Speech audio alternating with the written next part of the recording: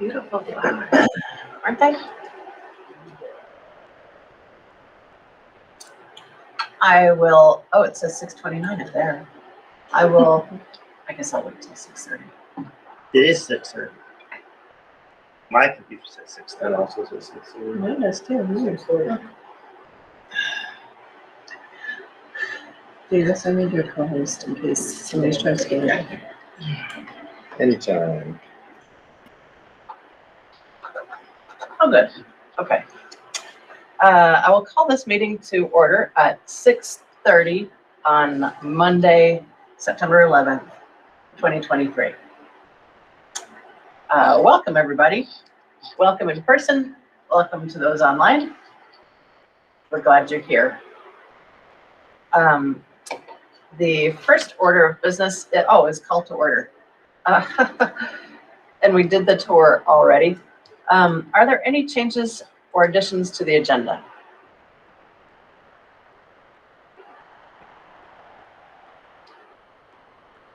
Christine, do you have something you wanted to add to the agenda today? I do. It's in my report. You do? Yeah, what would you like to add to the agenda? The community picnic, is that on here? Yes, no, it's not.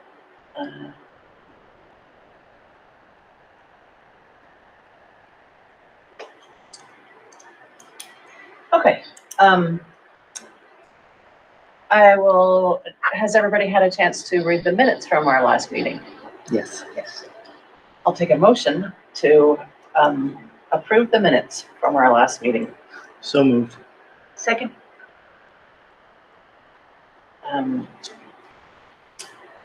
Let's see.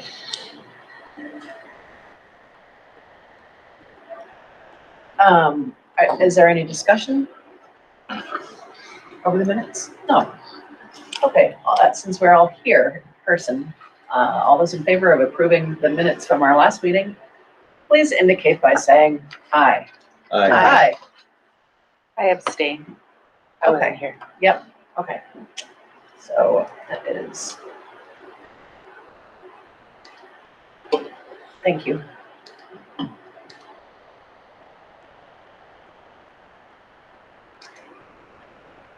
And board involvement report.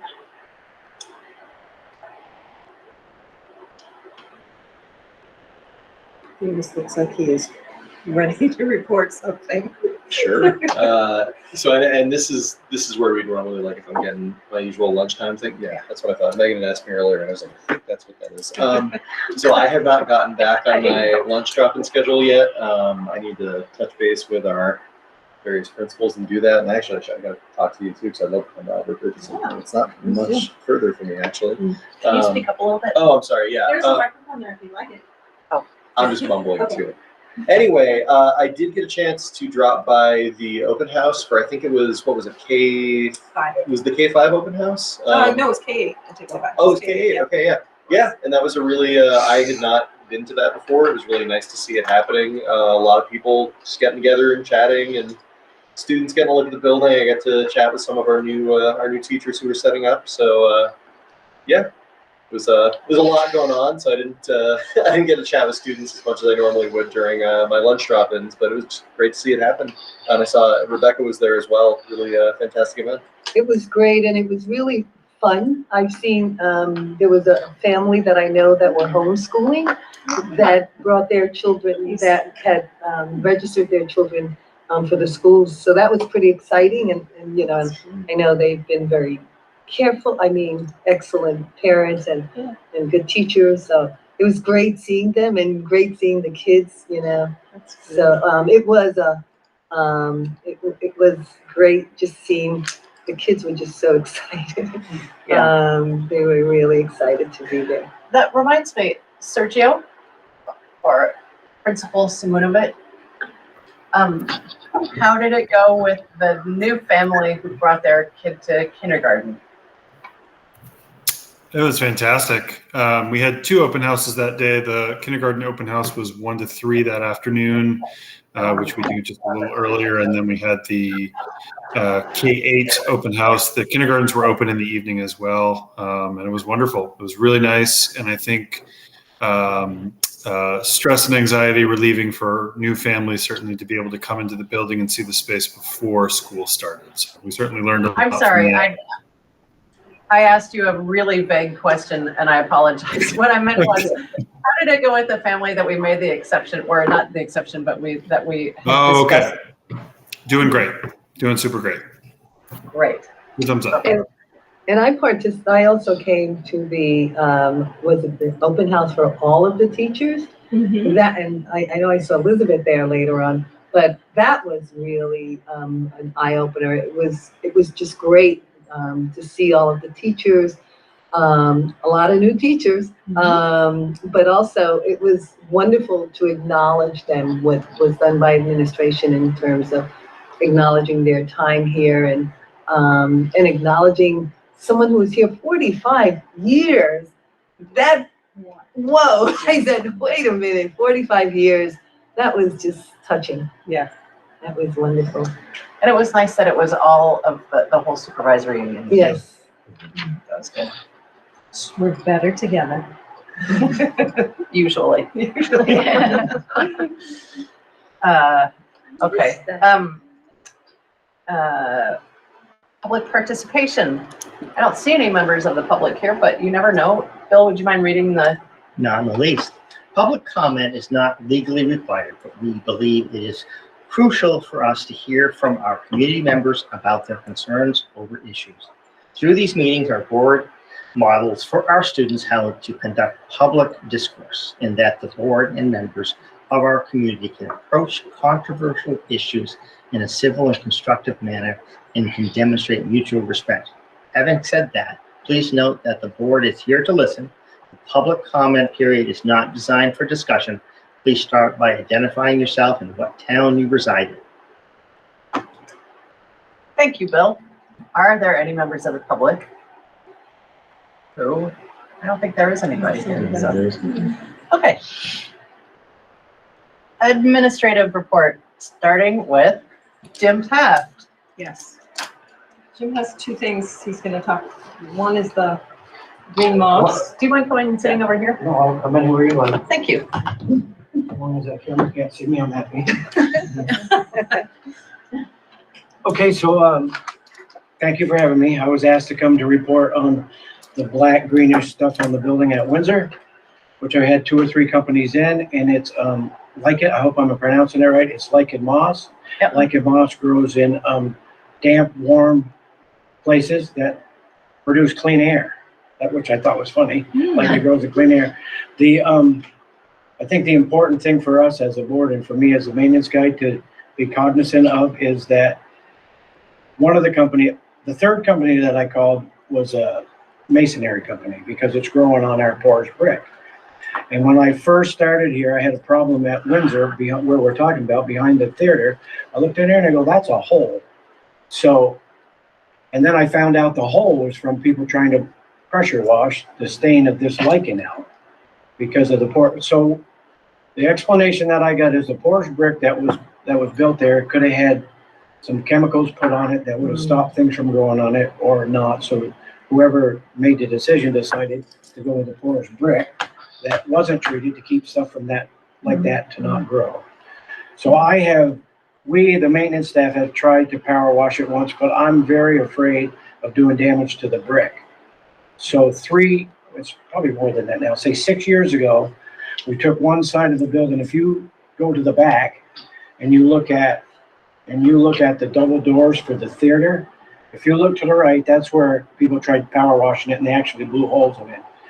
We had Lancet come and they put this, basically I call it rubber coating on there. And that kept it so that the stuff wasn't growing for a couple of years, but it's back. So being as though somebody in the community asked this question, I've been trying to research and figure out what the best way to get it off where it doesn't harm our building. Because right now, I guess you'd label it as just not aesthetically pleasing that we have a beautiful building and we have some black, and the color of it depends on how damp it is and how hot it is and the atmospheric pressure and all that. That's about all I can answer on that. So just to be absolutely clear, it is not mold. To me, It is not- lichen. No, Okay. And it is only an aesthetic issue. Yep. correct. which is probably not worth blowing the wall down. Right. Yeah, that's correct to my knowledge. All right, thank you Okay. so much for looking into that. I really appreciate it. So Christine would like me to bring up the I second. would, I've got one, it's Can a slide in our can I report. just ask you something? Sure. Can you paint it? Well, that's like what that rubber coating was. And the thing that we were sold on then, a few years ago, that would keep it so that it couldn't breathe and multiply. And I find that not to be true. Okay, Because, so basically, if I was telling you the 100% truth, it's like, so what, those are hot spots. But at the beginning, whenever they did it, the overhangs on the overhang on the back, if you look every place where that stuff's growing, there's like 1.5 inches to 2 inches at the most overhang. So what's happening is every time we get water, it's coming and it's starting to roll down and it collects at the bottom. And then if it's warm, that's what we think. And no matter what you cover it with eventually, because the coming- water It's coming back. is coming down, and because it's porous Correct. brick, it absorbs water from the inside of the building as well as the outside of the building, so paint doesn't stick. Correct. okay. So, yeah. Thank you for that. It's- Today I learned, okay, go ahead. Know what you The learned second today? thing, no, I learned about lichen and that I never knew lichen could be black, and I learned about porous brick. Well, that's what they told me. The stuff that they told me would blow you away. Like, they go that, collects carbon monoxide and through photosynthesis, it makes clean oxygen. And I'm like, well, when the guy said that, I go, it can't be bad for you. Common sense tells me it's making oxygen. It has to be clean air. Yep. Where it grows. I'm like, 2 and 2 has always been 4. It's probably okay. But I'm not an expert. I don't know that. I'm going by what people told me. Well, I appreciate you doing a You're welcome. deep dig into that. Thank you. All right. So the second issue, which at the school level is a major issue, is parking. So basically to The give you school or? Windsor. parking at Windsor School, high school, elementary, all of it. So we have more cars than we have parking spaces. We have no great auxiliary place on campus. At first, we thought, and I thought, or whoever, that we had no great auxiliary place to park them because we're looking at about 40 cars, Christine, 40, 45 So, extra. yeah, and Kate's on, and I have to say a huge shout out to Kate and Jim and Larry, and Wendy Moody's been helping Yes. count spots. The staff had to sign up through Google form if they needed a spot. So right now, what we've done is we've roped off the front, the State Street side, because that's just been a accident waiting to happen. So we have two lanes that can go through at drop off, right? And then it's not ideal still because the corners are a little bit tight, but so we have spots on the inner side of that U on both sides that staff can park in. If you come in, you're coming in, it would be on the left. So Okay, there's a okay. row there, then the inside across from the building is we blocked off. And then on the exterior, it's on I the got left you. again. Okay. And we have visitor parking on the right there. So we lost some spots out front, plus we have more staff and more students. So we can fit staff out back and in those two front sides of the U, and we can fit the seniors in the back row. So we need to find a place for our juniors and our sophomores. And the sophomores don't all have their licenses yet, but they're going to. And Kate says there are 70 of them. So most likely many of them will be getting their license. So we did try Yes. parking at the Catholic Church. At the church and having them walk over. Yep, and have them walk over, but we did get some feedback, a lot of feedback actually, that didn't feel We got a- safe to some. I mean, I think it was helpful for us that the first day of school was like a torrential downpour. Yeah. Ah. It was. In our favor. That's true. So, but we've heard from families that it's not our property. There's no cameras there. So we've been looking for, and mostly Jim and Kate and Larry have been looking for alternative spaces. So what we think for the interim is there are not quite 40 Yeah, where the maintenance shed is, where Right. the soccer field is. You know, like if you go to a football, you go down go down instead of going right to the school, you're going like you're Yep. going to a football track game, Yep. track meet, soccer thing. So if you go down there, as you guys know, the maintenance building is right there. And to the right of that, we could comfortably put 16 cars in the front row, and directly back against it, back to Woods, we could put 16 more. And I also believe that we could put 5 cars, which we could, against the fence as you first come down.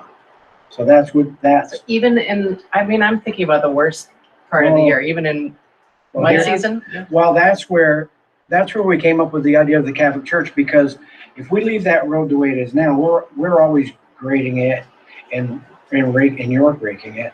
So, but we did a little bit more work to the road. We're gonna have to maintain it just like we do the other parking lot. There's gonna be a cost associated with that, but we're kind of like running out of options, because the only other place which would kill the aesthetics of the building would be what we call Donna Ewald's field, which is right behind the theater. And Uh-huh. and that would be very expensive, and we'd probably have to do that in 3 segments, working with the state the whole way. And eventually it may come to that. But we're looking at 37 to 40 cars, and I think the plan we have is the best. We've tried, Kate can chime in, but we've tried everything, and she's done a great job with it, but I don't know if we have another plan. That corner stuff, as you know, because it's partly blind, I talked to the people at Old Windsor Village. I'm gonna cut as much as I can possibly cut so that we can see through it. If we have to, we'll put a mirror there. That's when you come down. Most people don't know, but it's like a 1-lane road. I'm gonna widen it so it can be a little bit more than The 1 one lane. that's going down to the football field? Yeah, softball fields on right. When you come around that corner, if we had, I don't want to meet a kid coming up, so it's pretty blind, so I want to blow that corner out. So It's they not can our see. property, but they will let me cut the trees. I want to cut what I can cut for trees out of there. So hopefully we can see it. Then we're gonna maintain the parking lot and the road just like we do the rest of them. That's it. My one, one concern with the church is, heaven forbid, somebody slips on ice walking there on the winter, like that. Oh, I agree with you totally. The church came up because we basically we ran out of ideas. Yeah. We're out of room and we're out of ideas. I And mean, like, yeah. trust me, I've been hit quite a bit in town about the parking, and I'm like, it's a numbers thing. You know, back in the day, we had 50. Well, we've grown. That 50, at the start of the year, Kate will tell you, is 98. It's simple math. We start the year with 98. One number's 98. The student body is 88 that are driving. And we got, And the 98 went up because not everybody filled out the form. yeah, not everybody did it. So then that went up, and continues to go up. Can I ask you how, out of all those teachers and students who are parking, how many disabled parking spaces are there? 4 up top, 2 at the bottom. Is there any parking around the outside of the school on either side of State Street On the or? street? Because they can park on public property, like. But the town has put up some no parking, like for Mrs. Carter's before, because those neighbors were getting, so they couldn't get in and out of their house. And the main reason, in my opinion, we're doing the best we can, and the main reason why we are displacing and trying to get it is, as Christine and Kate are well aware of, if God forbid, if something happens the way that we've been parking, because you will not get a fire truck in there, and it's close to get an ambulance in there. And I'm not living with that on my head that we couldn't do something because we let them park. Yeah. Like that's the reason why we're moving. Yeah, and we are going to be we're going to take heat for this too, because we have to crack down. Sergio can vouch for that. A lot of parents, if they run in during the day, just park in the fire lane and walk in the building. Yeah. Even if there's a spot. So we've done it. We have done a lot of due diligence to make sure now that there is always guest parking in that top lot, because we got a ton of feedback on that. And there is always now guest parking right along the turf. There could be 7 open spots there, and I'll walk by and 2 cars will be in the fire lane. Correct. I think that it's really important to try and provide all the kids with all they may want.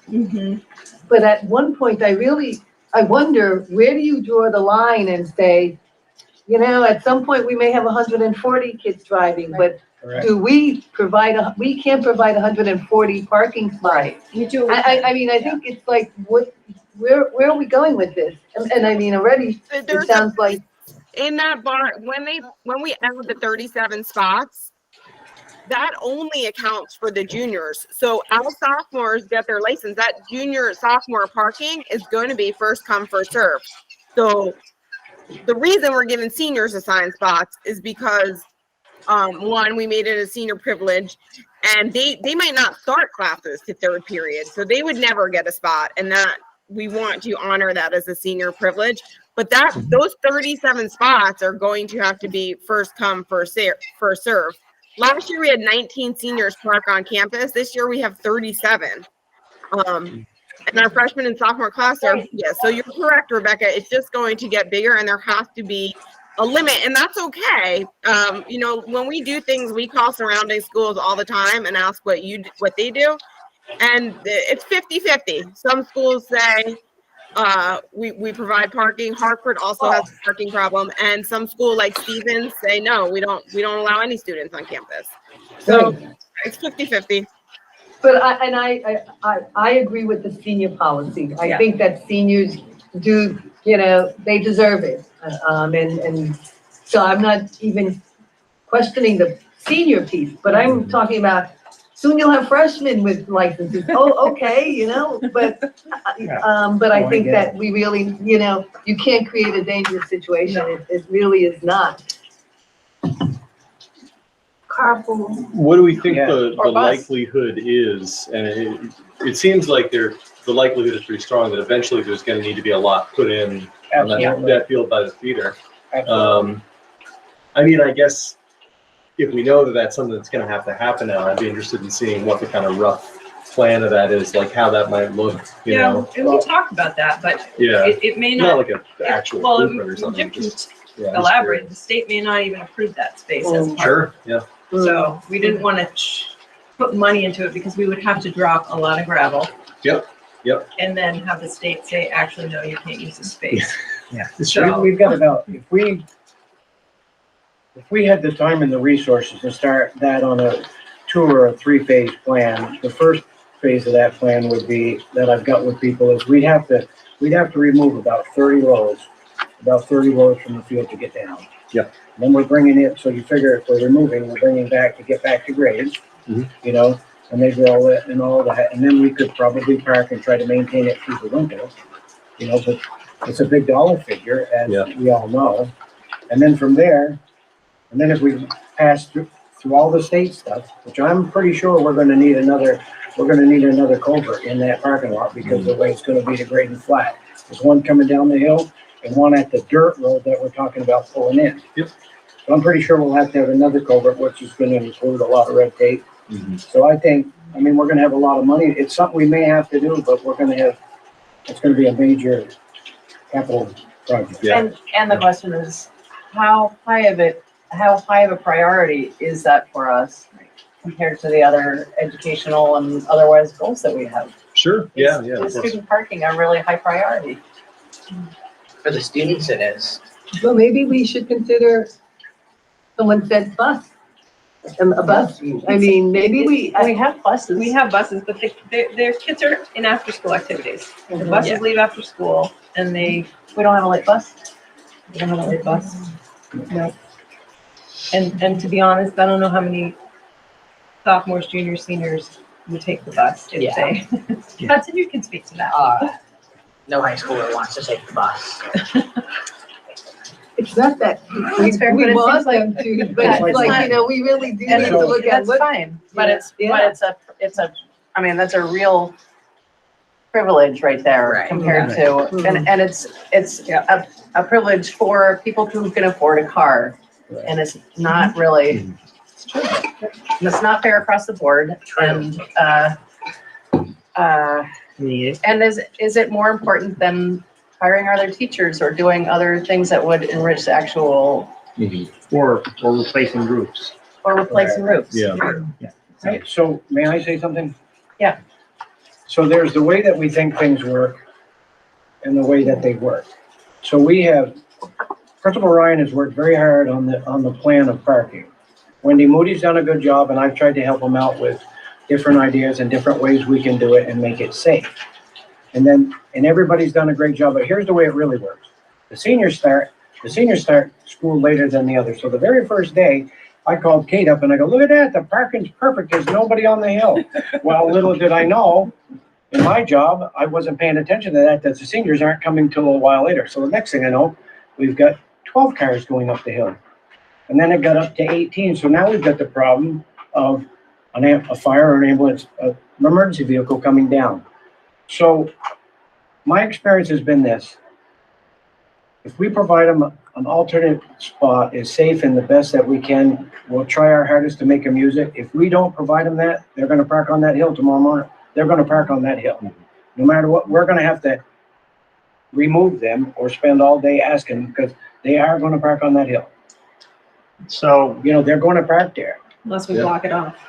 Or We put have to spikes open up. down. You could spike it. And in Yeah. addition to the emergency vehicles not being able to do it, the Hartford bus can't make the turn. So Oh, yeah. we either have to have someone out there. We're gonna have to be diligent about this because if now we're wasting time, right? Because we're calling in to get cars moved and everything like that.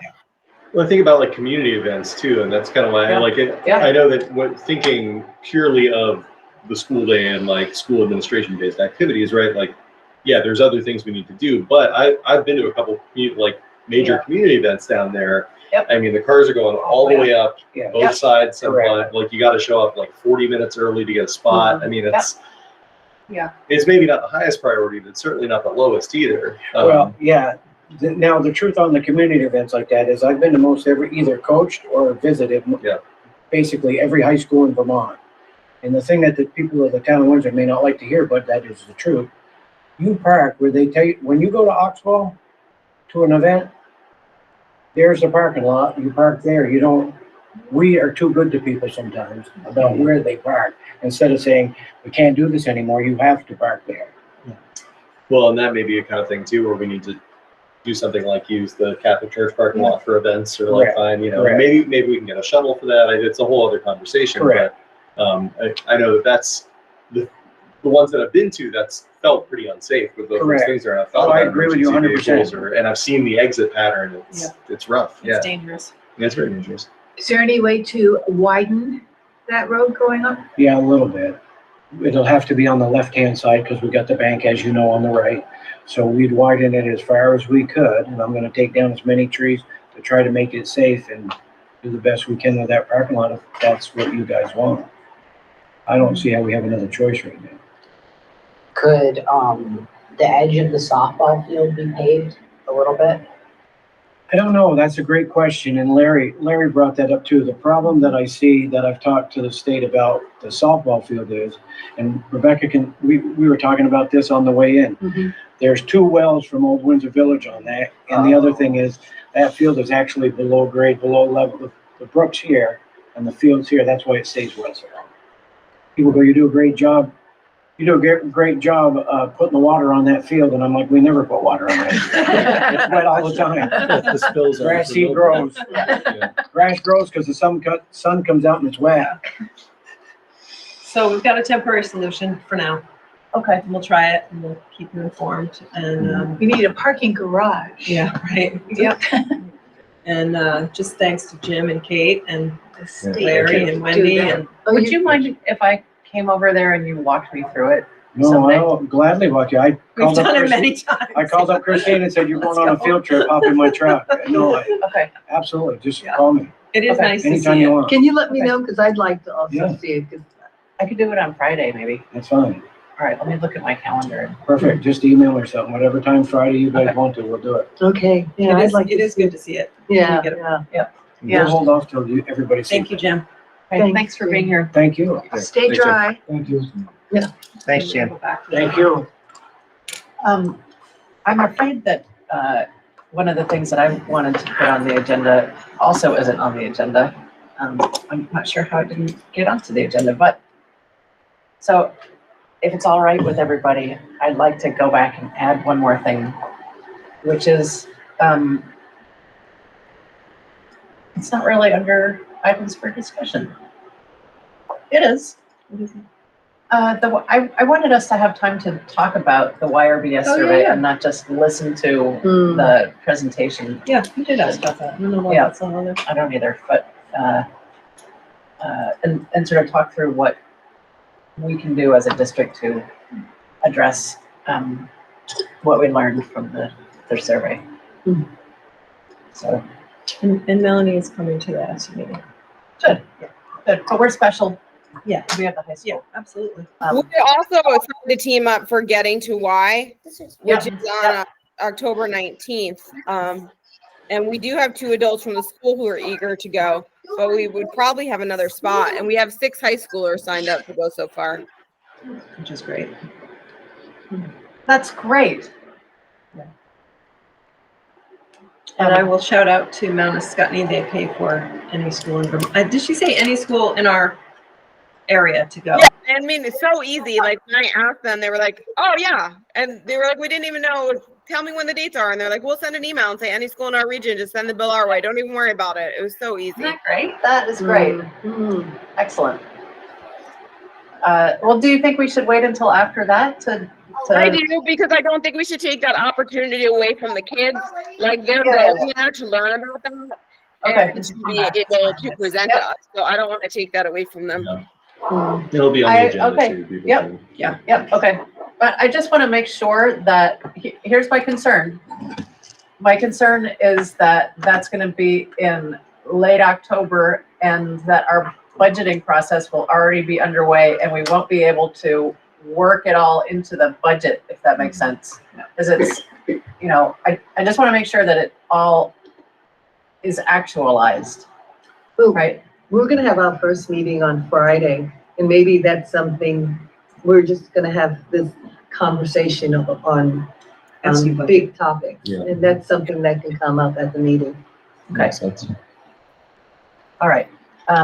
Then please continue with the administrative report. Jen, you've got control. Please speak up. Share your screen. Big ideas. Big idea. So we're going to celebrate first weeks of school and talk a little bit about family caregiver engagement. We talked about the parking at Windsor. Now on to Windsor highlights. Can you speak up a little Sergio. bit? Sorry, can you speak up a little bit? I can try. Do you want the mic? You can turn the fan down. Just turn that off for a moment. Oh, that's There you better. Sorry. All right, so we'll pass that off to Sergio if you want to get us started. Sure thing. Hi, everyone. Good evening. Apologies I couldn't be there in person. It is also my wife's board meeting tonight, so we had to swap out a little bit. So for K-5 land, it's been a great start to the year. Since we last saw each other in this format, the school year has begun, and it's been a really wonderful start. There's a great team in place. We talked about some of the new hires who are rocking it. It's been great. Wonderful to have a full staff team in the elementary school, and lots of great initiatives in place to keep us all on the same page. One thing we started this year that the team worked really hard on last year was a daily morning meeting.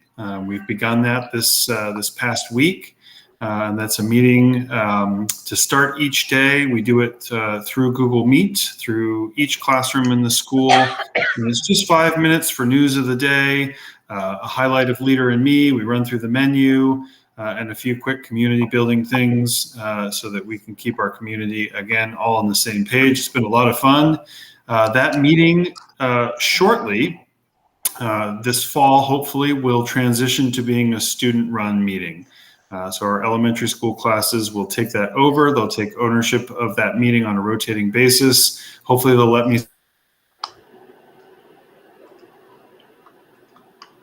about that, but looking forward to it. It's been a lot of fun to start off. I'm channeling my inner radio announcer voice each morning, which has been our open house on 8/28. It was wonderful to see some board members there. We had for our K-8 team over 250 RSVPs. And based on the food count, I think we probably had even more than that. It was a packed house. It was a lot of fun. I think it is certainly something we'll do again next year. That is something our Lighthouse team came up with. as a way to have families in the building before the start of school, to see their classrooms, and get a sense of things. We certainly have our October open house and our community meals later on in the year, but it was really nice to get families in the building before the school year started. All right, Pauline. Is she here? I think he froze. Uh-oh. And I think Colleen is not here. She is sick. Oh. Sergio, you froze. So I believe Sergio is going to deliver Colleen's. Or Kate, if Sergio stays frozen. Sure. Oh, you're back. I'm back. Did you lose me there? I'm not sure where you lost me. We lost you right after the 828 open house. Okay, I'm sure whatever I said was brilliant, but I'll pick up there. Just wanted to say that the interventionist coaches are back, are in the mix now and doing an awesome job. It's really wonderful to see that model taking shape. Thank you all for your support in bringing that incredible resource to our team. It's been wonderful, and ultimately our students are going to benefit an awful lot. So really great to see that going. It's been really helpful in getting our 2 new curriculum off the ground that were piloted last year, CKLA and Eureka. And last piece for me, and an invite to board members out there, and certainly all of our elementary families. We have our first Leader in Me Assembly of the year on 9/15 this coming Friday at 8 o'clock or 8:15 in the auditorium. So look forward to seeing you all there. Wait, what does CKLA stand for? Ooh, great question. It is our new ELA curriculum, and what exactly it stands for, I'm not sure I could pull the letters off the top of my head. Core Knowledge Language Arts. Core Knowledge Language Arts. And that is it core language knowledge art, core knowledge language art Eureka? Or are they separate things? They're separate. Amplify. Yeah, they're 2 separate things. And Eureka Squared is math. Yeah. Okay. And CKLA is in place for K5, and Eureka Squared is K8. Okay. Yes. Yeah, Eureka Math, right? Yeah, and that takes the place of Wheatley-ish. the Wheatley-ish. Wheatley-ish, yeah. And this is a curriculum across the whole supervisory union? Mm-hmm. And this is the one that was piloted last spring? Yep, last winter, spring, yes. And was there anything else that was piloted, or was this the one that was? This is the one where they piloted the one. Okay. Yeah, please. I was just wondering, the interventionists and coaches, does that include the speech therapist? And if you could speak to that, if that's appropriate?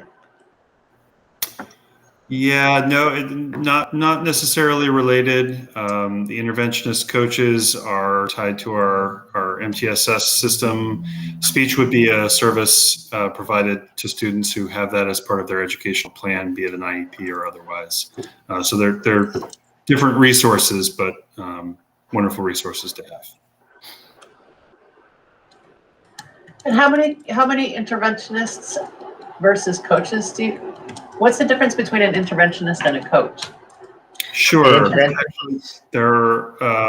We have 3 positions: Amber Bennett, Mike Doogie, and Jesse Taft in the elementary school, and they are all 3 interventionists/coaches. So part of their role is seeing students for one-on-one, small group, or push-in instruction and intervention, and they are also instructional coaches that help.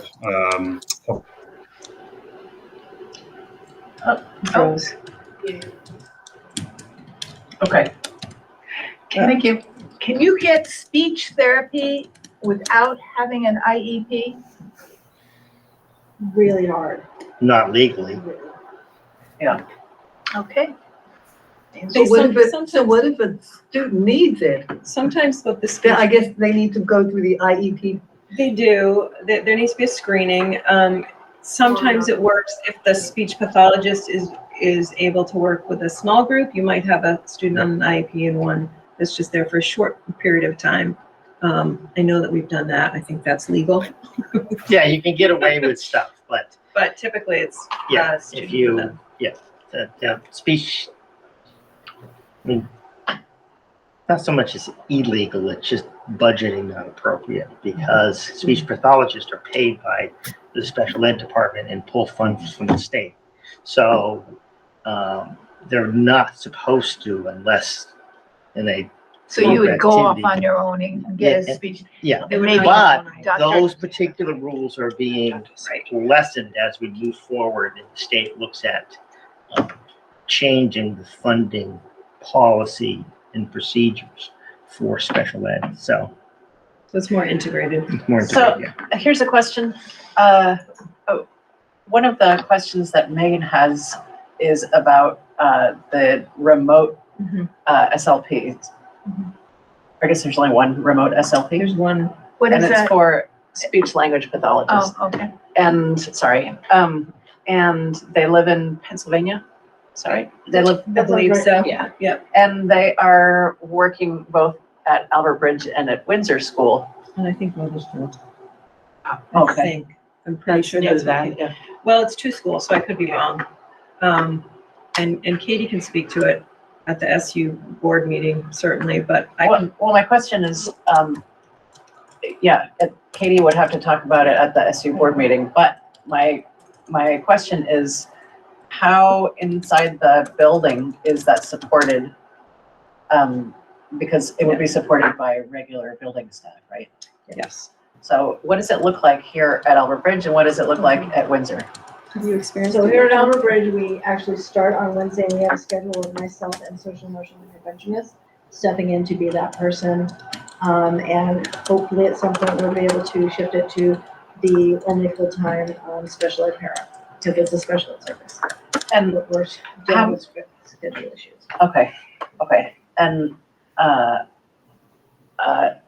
Sergio, what does that look like at Windsor?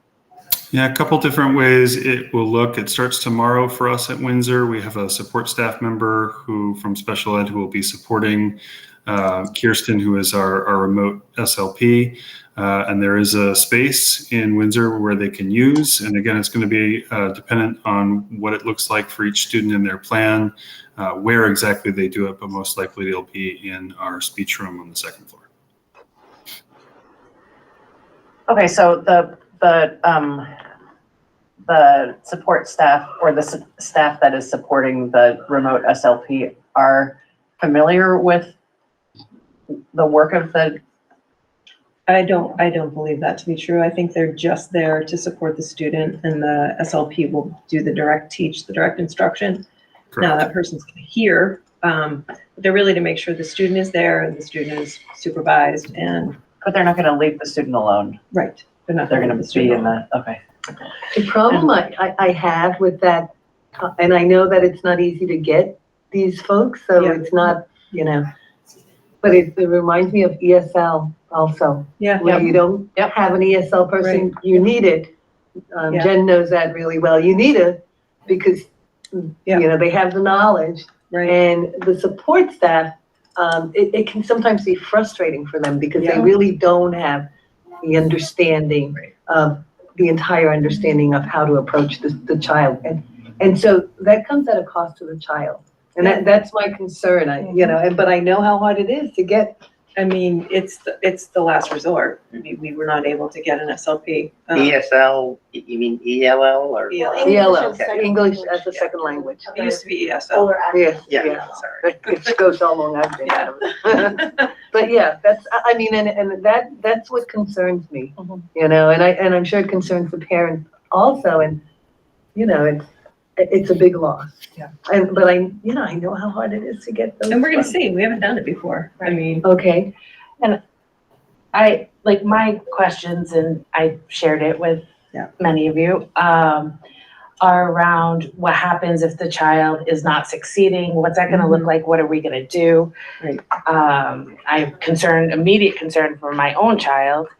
And also, is there still an ongoing search for an in-person? What does that look like? And how does that affect like the current contract we have with the remote person? So it's still posted, Mhm. and I believe Katie said there's a 60-day clause Okay, in the contract, okay. where either party can dissolve the contract. So what happens if they dissolve the contract? Well, we're gonna have to figure that out, if it happens. I mean, there are, I mean, you can access remote, this format. I mean, districts are doing it because we can't find SLPs. So, And one more thing. Yeah. And that is that, does it cost the same or more or less? and that is a Katie question. 'Cause Okay. I, it depends, right? I know it depends, but I just wonder whether we're paying enough to, For in-person. because I know that there are various agencies in our area that seem to be gulping up Mhm. positions like that.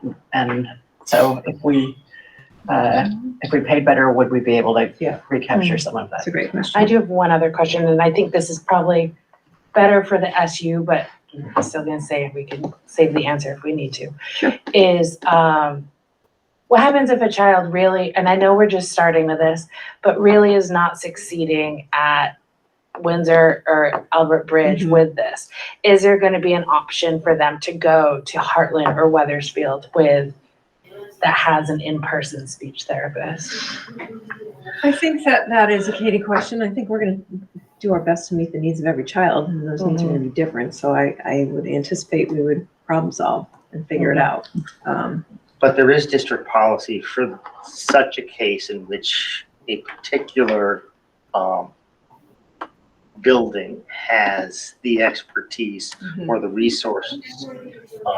If that parent wants to request that transfer, I believe it is still basically both buildings would have to, both building principals would have to approve it, come up with a plan, and then the superintendent has the final. We do have Decision. that. We do. It's, Well, that's transferring the student altogether. It is. But would you really need to transfer the student altogether just for? Probably though, when you factor in transportation. transportation would be difficult unless you're moving the SLP. And the Yeah. way the services go, I know Right. is usually smaller chunks than say like a Right. special ed class, so it could be.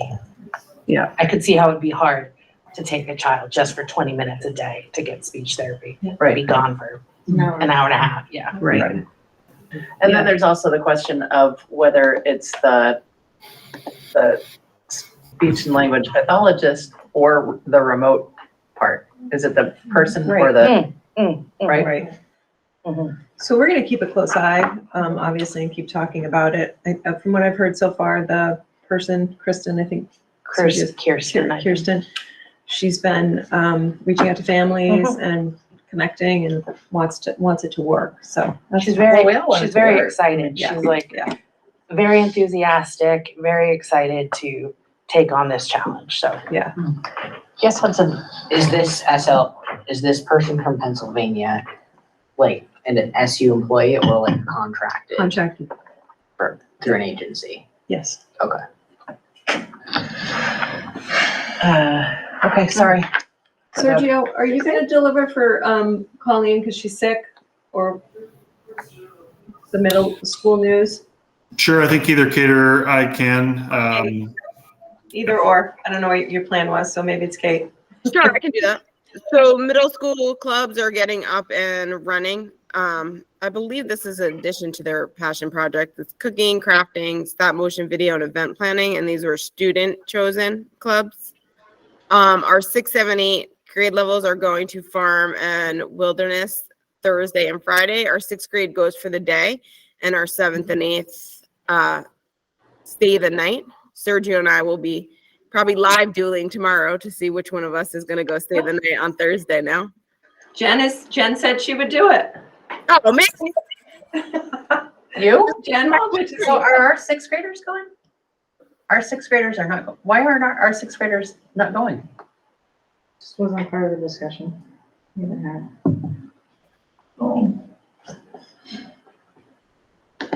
So we should put that on our list. Yes, we definitely should, because that's really Yeah. unfortunate that our middle schoolers are missing out on that middle school. And the last thing Colleen put is SEL lessons with middle school for the first semester. It is exciting around here that we do have a full school counselor staff and a full mental health services with 3 clinicians. And Ms. Richter is working in the middle school, Mary, delivering lessons to our students on a universal level as she's getting to know them all. I'm going to go right into 9:12. The first thing I want to talk about was our MASH, is our math and science hour, and these are all small steps we're taking forward to build student agencies. This is run by Miss Tammy Psyche, and in this first week, they've been learning how to write lab reports. So they made hypotheses, created tables in a Google document. They worked in groups to perform the experiment of their choice. They collected data. So now they're working on drawing the conclusions. They're working in teams, and it's really been great to see. And I did include a picture of this down there because I wanted you to see that we are back to using our one-to-one Chromebooks that we put so much effort into because the cell phones are gone. And I have that down there later. I just wanted to put cell phones on there because I wanted to say thank you for the support from everyone to make this a cell phone free place for our students. It's been a mind-blowing change about how much better it is. And I'm hoping that next month, maybe November, I can show you the data on cell phone write-ups. Hopefully it'll be a decrease as we continue to work through it. But even, I mean, Christine has done such a nice job and the parents have been so great supporting it that it's noticeably different when you walk through the building with the cell phones away. Which is why I include that picture from Tammy's class, because last year they all would have been on their cell phones working on this project, and now they're on their Chromebook. So it's just nice to see. Our next step at moving towards that and meeting students' our needs is kind of our school within the school, the interdisciplinary learning class, and that's led by Jen Townsend. And they already in this week, they built these rafts that you see them on in Kennedy's Pond. And then they took a day down there and they tested them out. And you might not be able to tell from that picture, but one of them did have a little bit of a mishap and was in Kennedy because maybe their raft didn't work as good as they expected it to. But if you have a chance to stop by and see either of those classes in action, it's worth it. Is that every day? It's every day. Every Excellent. day. The math and science hour is the first 2 periods. Tammy's also teaching a class in the afternoon. And it's nice to see, career teachers who've been doing one thing for a long time with both Jen and Tammy they were both math teachers, have like this renewed sense of like energy and enthusiasm to try something new. It's just win-wins all around. In the afternoon, Tammy's teaching a class that is strictly working with kids. She has a group now. Whereas if they fell just short, maybe a couple of components short of passing a class or being proficient in a class last year, she works with them to get those proficiencies under their belt so that they can move on to the next class. And it's a fluid class. It's just really nice to see. I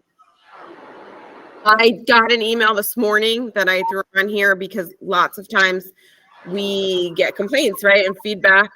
And we got this email from Pulteney, the principal at Pulteney this morning. And he said, "Hey, Kate, I was at Saturday's football game, and I just wanted to let you know how classy your staff and fans were after the game. Our players walked off the field through a tunnel where your fans were clapping and cheering for them. They also did the same for our coaches. It was great to appreciated from our side." Wow. Excellent. It was great. There was a woman that just was crying that she was so touched by it from Pulteney. So it was pretty cool. Yep. We are having an ice cream social for freshmen this Wednesday from 6 to 7 in our cafeteria. All are invited. And we are trying to bring back activities for all kids. But right now we're starting with the seniors. So Wednesday morning, we're having them decorate their senior lounge, and we're bringing in donuts. So if you're available 7:30 a.m. on Wednesday. You can find us here. All are welcome to pop in and wish the best to our seniors. And then on October 9th, which is a day off from school, the parents and Jim and myself have gotten together and we're going to do seniors who choose to bring their car to campus are going to paint their parking spot, and all others are invited to come for a barbecue in the parking lot on our day off. So those are the first things. And then homecoming dance is starting to be planned right now. So I'll keep you posted on that. So what's going on at 7:30? Donuts and decorating. Donuts. Decorating. 7:30 on Wednesday. So where will they be? You know where the cafeteria is? Yeah. Other side. I have Okay. to walk to get my charger. Okay. Oh, it wasn't the parking spot. It was the Okay, I'm senior. Does anybody know whether there is a middle school dance? Because I remember that there was one last fall. Not for homecoming. We work with the other schools to take turns doing the dances, and I'm 99% positive that Weathersfield is doing the first one. First one. Okay. Any idea what month it might be in? Probably gonna be I around do not Halloween, know that. I would guess. Okay. But I will find that out for you. Thank you, Kate. Thank you. Thank you, Sergio. So ABS just started off the year with a ton of support by the community, coming up to help us get our school ready, particularly the outside. Our outdoor classrooms need a lot of extra support. And I don't know if you noticed, but our garden used to be like this massive overgrown thing, which has been a long time development from Audrey Halper, a local person who, as I understand, created these beautiful gardens to be butterfly gardens and pollinator gardens, but stopped being cared for because it's always a volunteer thing. And our final family that was taking care of them, the daughter graduated from high school, and so nobody's really done much with them for 3 years. And so we started looking into what to do and poked away a little bit out the front with research. And then when we got to our Spruce Up Day, we actually had 3 of our families have somebody who specialized in landscaping, and each took a section and leaded a crew, and we really were able to do a lot of work there, so that was awesome. So kudos to our community always coming out to help us with that stuff. Our new curriculum, we're still trying to work out some of the kinks of the program, which is not designed for multi-age or station work, but we're working with Patty Gray from Central Office and Angie the Duke from Central Office in the CIA. And we're also working with Bridget Burial who's the TSS coordinator with Windsor, who also is helping us kind of think through some systems approaches long-term for this work. So we're making progress there, and Thursday starts the official curriculum learning in the cycle. So every other week we learn on Thursdays, either the ELA version or the math version. So teachers will be joining in that. For our instructional coach and teacher support system, what we've done, because we really didn't have the capacity to take the one teacher who was primarily geared towards instructional or intervention and move them towards half-time instructional coach. So what we've done is we've taken 3 of our teachers who have experience with this kind of work, and so our interventionist is kind of coaching those 2 others, and those 2 others are coaching within their teams to help support the implementation process. So I know that's not very, let me just see if I can show you quickly what that kind of looks like, because it's a lot of leadership roles around. So we've got our interventionist is being the instructional coach for a 1st grade teacher who's also an instructional coach, and then a 3rd grade teacher who's also going to be the instructional coach. And then they are going to work with the kindergarten and 2nd grade teacher. 1st grade also is K1-2 band. And then on the 3 through 6 side, the 3rd grade teacher is going to be working with our 4, 5, and 6 teachers. So new teachers here, new position there. And then Jackie's the mentor guide for our 2 new teachers. And then Jackie is also the mentor guide for the instructional coach. So it's kind of like trying to put together the best resources we have. But what I love about this is it gets back to what we talk about often enough, which is a version of we have great resources within our system, and if we can utilize that and access that, I think we create more of a system, a cycle of learning, rather than a system of hierarchy. And I think that's pretty exciting for us. Yeah, that is exciting. Yes, so it's like almost, I don't know, it's pretty cool. We're excited, we've got a great team doing that work. So our place-based, one of the things that's really awesome about the Amplify, the CKLA ELA component, is that it has this beautiful scope and sequence that embeds a lot of these science and social studies. So it actually gives us something that we can now work with our place-based to create a pattern over time where we can really be looking at what kids are learning at different times predictably. So we can create much more of a cohesive, interconnected, place-based approach that embeds, which was our goal, is to embed science and social studies into our place-based learning. So that's super exciting about the CKLA. We did do some water testing. There's some concerns over the summer because of the flooding and the intensity with which we tend to use the river, and the particularly the younger ones, their tendencies to be much more soaked and swallowing and inhaling. So we did some river testing. Just so you guys know, at this point, there were 2 bacteria that were identified that make it so it's not okay to drink. So we're going to the next level to find out what is the like swimming water test, or if we did like Kennedy-Conahans test. So we're looking right now to find out what that might be, what the results would be for that. And so unfortunately last week, because we didn't have all the tests back, we stayed out of the water. Oh. But that being said, we did turn on Oh, man. sprinklers on both sides, and we had, you know, what I call Texas air conditioner, big tubs of ice with fans Swamp blowing. blowers. So it was all great. So that Worked, was actually. fun. Oh, it works great. And the windows down, my blinds down. Passion projects, we are starting the process of going over to Windsor for some of those kids who want to participate. Right now, the option for Windsor that's unique to Windsor is a band program that has some capacity. So we have currently some kids starting to go over there. There may be a couple of other options as we go through, but we're just trying to build this up. But we've started that, and other kids who want to do specific things that are not unique to Windsor, we're providing that here in the Passion Project time. So that's pretty exciting. And we've got Annalise Ennis, who's kind of our SEI, who's got a large focus in the 6th grade, the new 6th grade teacher, Cindy Parent, and Andrew McPhillips as our school counselor, all taking part of that. And then I'm doing the transporting. And our new lunch option is absolutely wonderful. That We've is got great. kids who are eating and kids who, yeah, it's wonderful. You don't have to feel like you're an oddball if you have to be a vegetarian. Yep. It's really nice. And you know every day you'll have an option. So good Great. stuff there. I did have a question about the lunch in Windsor. Do they still have that free day on Wednesday For staff. For staff. for staff? So come on Wednesday. Okay. Okay. Yes, we did decide to do that again. Okay. You stopped presenting, so I just Okay, threw it up for you. perfect. Do you want me? Yeah. Didn't want to interrupt you. No, we're good. Is it free for all All staff. staff across the supervisory? Yes, on Wednesdays. All right, Jen, you're up again.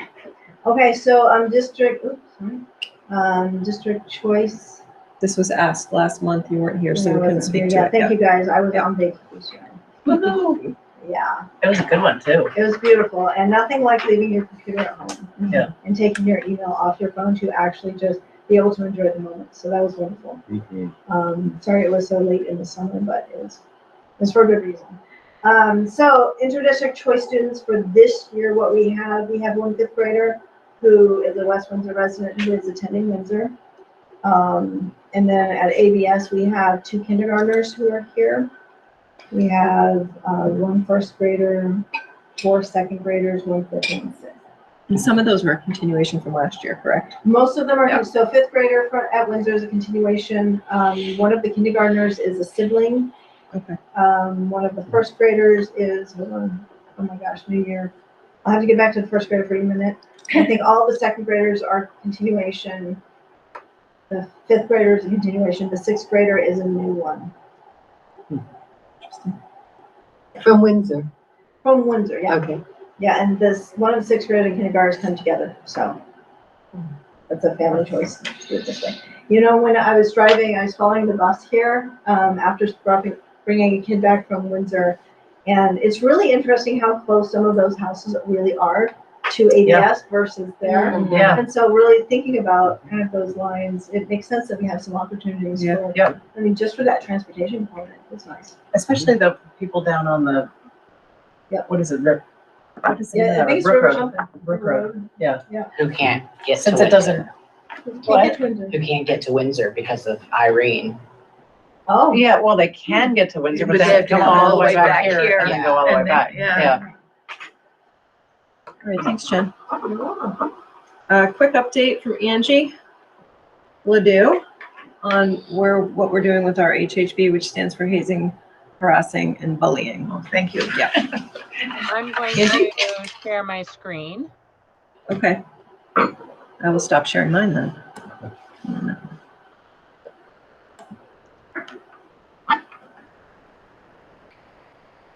This is a web page that is not live at the moment. It is a draft of a page that will be live probably in October on the public-facing curriculum website. And I'm here tonight to make the board aware that we've created this page, and it will be allowing people to understand how to report hazing, harassment, and bullying, employee harassment, and then Title IX sexual harassment. It is not up to the people that are reporting to determine whether or not it is those things, but if there is something that has happened that they think that an administrator needs to know, then they can report through this form. We want to make sure that people understand the best way to report is to report in person. We know that's not always possible. And you can do that by requesting to meet with your building principal or your Title IX building coordinator if you think that it could be sexual harassment. You can report to any employee at the school. We need to, after I am going around sharing this with all the boards, I'm going to be training the staff on how to report possible HHB and Title IX sexual harassment. And you, of course, you can always email or call your building administrator. So for more information, as you scroll down the page, you can also find linked here our specific policies on those things. And I will stop sharing because that is really all I wanted to tell you all about. Angie, wearing my legislator hat, I know that we passed this bill S-103. I don't know what, it was enacted this year, and I don't know what its act number is, but it lowers the bar for, it removes the requirement of severe and pervasiveness for employees. And it might be a nice idea to have a presentation to employees about what the new standard is, because it's totally different than our hazing, harassment, and bullying laws, which are much stricter. The Agency of Education, I would believe, is waiting to come out with an updated version of this based on that work. So I will keep an eye out though for that, Elizabeth. It would be something that HR I mean, and I would the AOE is updating its hazing, harassment, and bullying, and the legislature is supposed to also address that this year. But this is actual regular employment law, and it mostly has to do with, as we said, it mostly has to do with protected classes, but ultimately everybody falls into one protected class or another. And so, but it does not require severe and pervasive harassment or severe and pervasive bullying. It requires neither severe nor pervasive. And I think it would be useful for employees to be able to understand that, because they have much better protection than students actually do at the moment. Thank you. I will bring that up with Tina Canfield as well. Thank you. Thank you all. Thanks, Angie. All right, very quickly, I will share my screen again.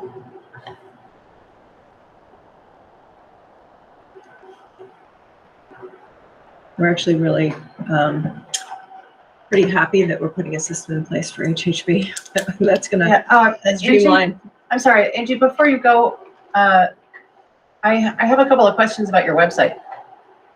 Is it possible through the new webpage to report anonymously, or is there a mechanism for that in our system? Let me check the form. I can't remember. Their name is required. The reporter's name? Yeah, the reporter's name is required. And I think what gets tricky about that is with the Title IX sexual harassment, Title IX changes the rules from HHB in that it's not changes the rules are different, in that there's no really privacy in that between accused and the victim. So I think I thought about this, like, do I allow anonymous reporting? And at that point, I decided that it wasn't actionable if it's anonymous. Yeah, I can see that point. It would be completely confidential because it would come through me. And let me see also on the form, there is a note here that where they can add more information. So if that was a concern for the individual, they could certainly add additional information so that we would know that in the initial report.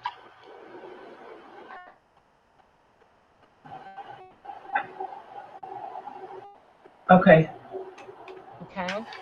So is there any way to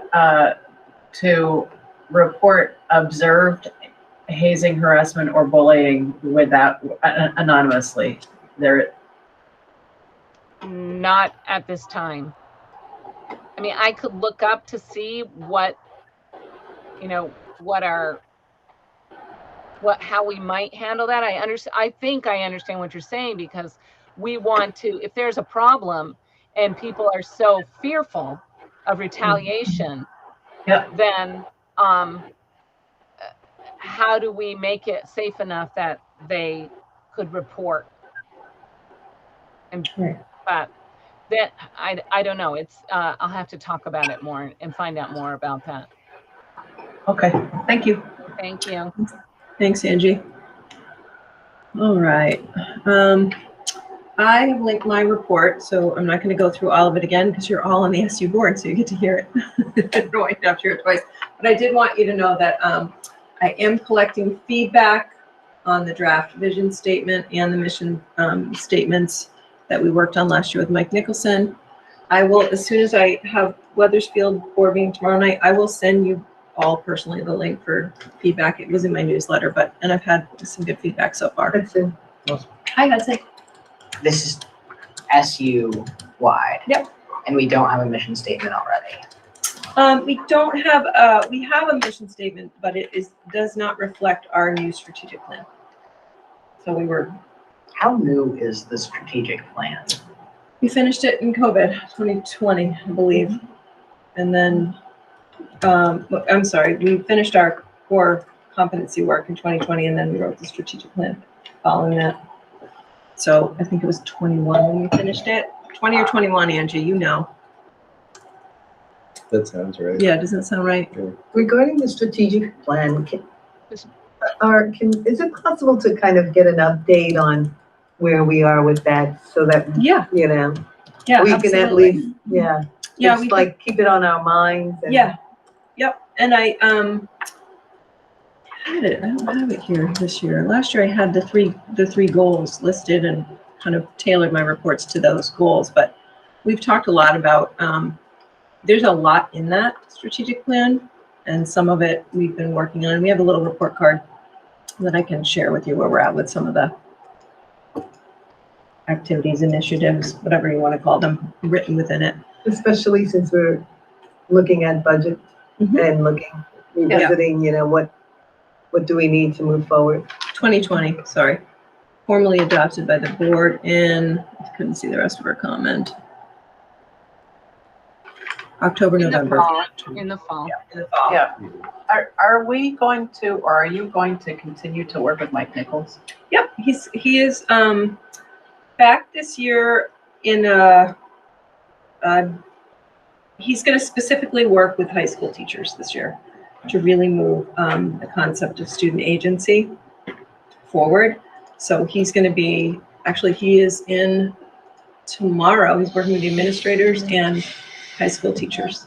Yeah, he has actually introduced me and had me, like, he's really helped me build a network of high school principals around the country, which has been really, something to thank him for, because this ad team here is great. The board's great. Couldn't ask for anything better, except sometimes I feel like an island as the only high school principal, and he's really helped connect me with high school principals outside of here. Can you, he'll be here in person, or is he doing it remotely? He'll be here in person this week. Can you, Tomorrow, I believe. Yep. Tomorrow's Wednesday. Can you go through the equity audit with him? Yeah. Yeah, I think it would be really useful. Yeah. And Yeah. Also some of the other documents in the, He did do, I think you came to that one where Mary and Mike presented together. Yeah, I was. Yeah, that's so. Yes, definitely. So I will send you, it's a Google form. Love your feedback. And I'll send that to you after tomorrow. And so you can look at it a little more closely. Kate talked about the cell phone. I just wanted to make sure everybody was aware. It is going quite well so far, knock on wood. Hudson, what do you think from a student perspective?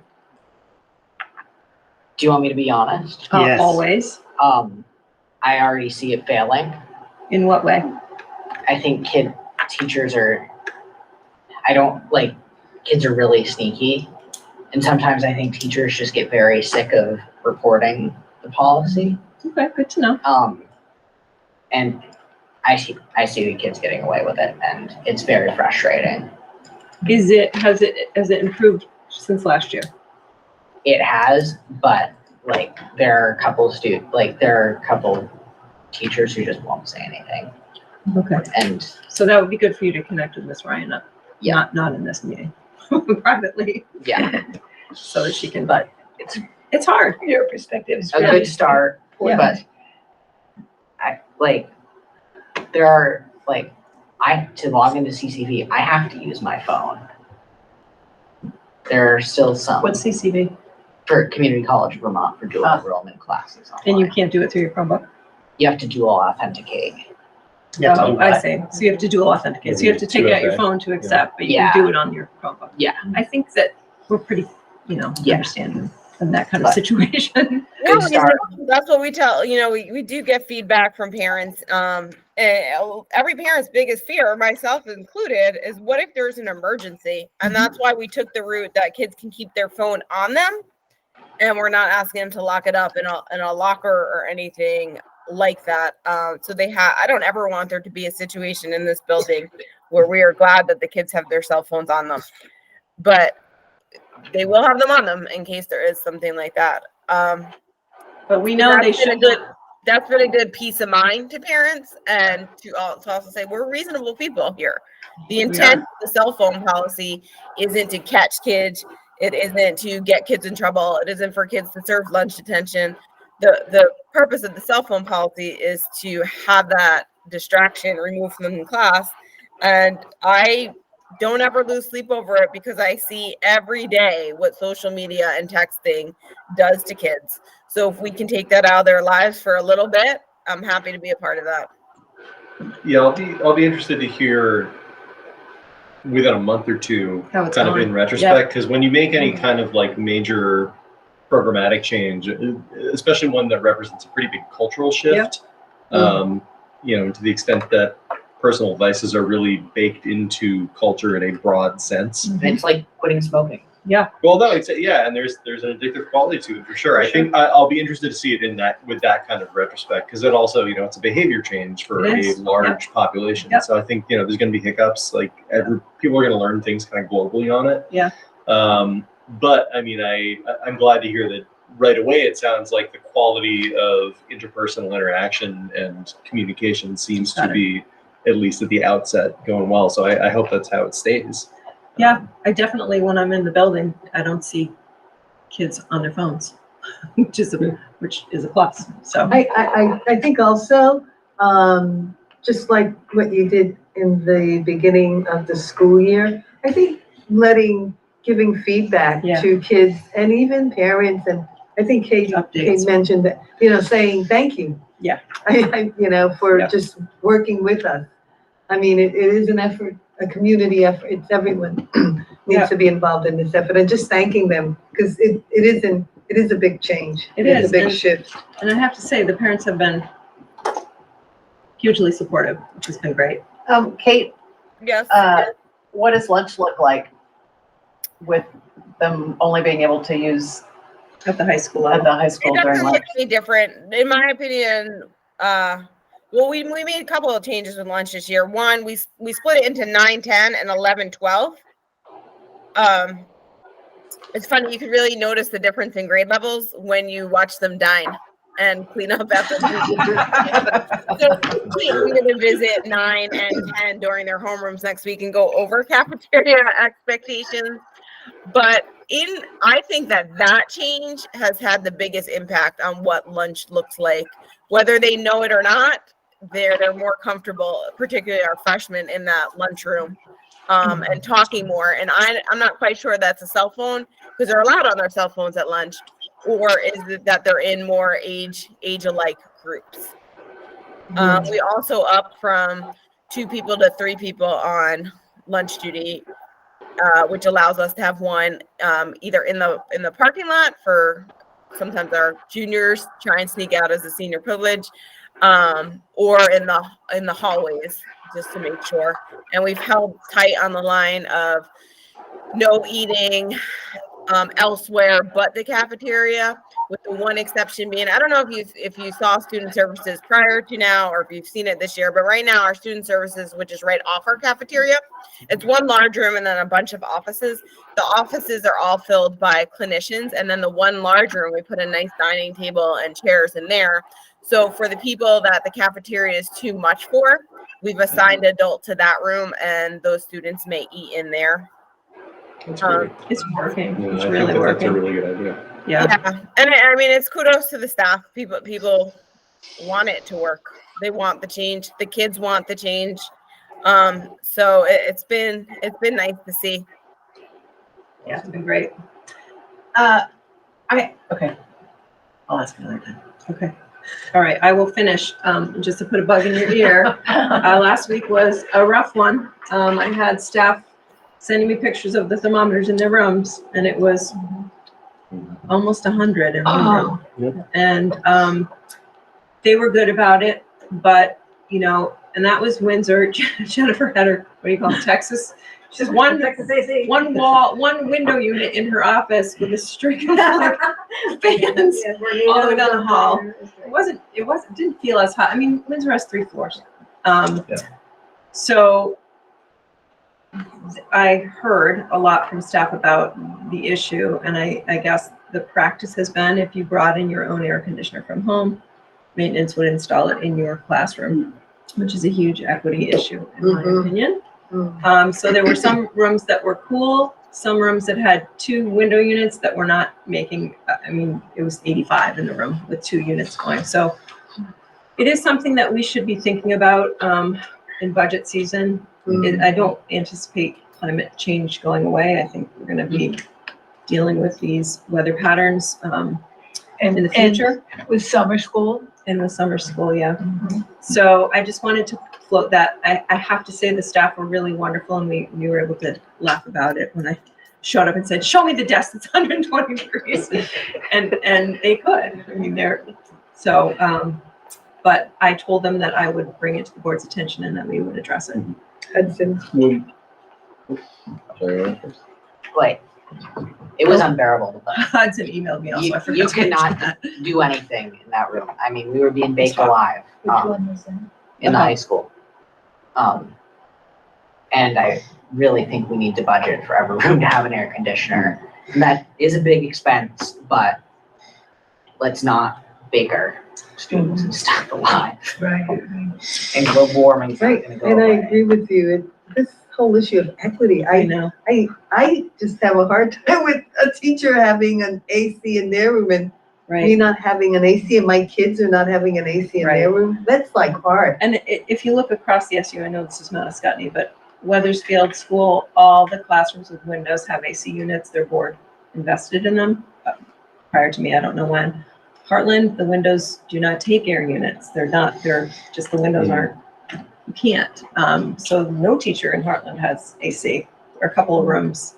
And then Windsor, it was mixed, and then ABS has the one in Jennifer's office.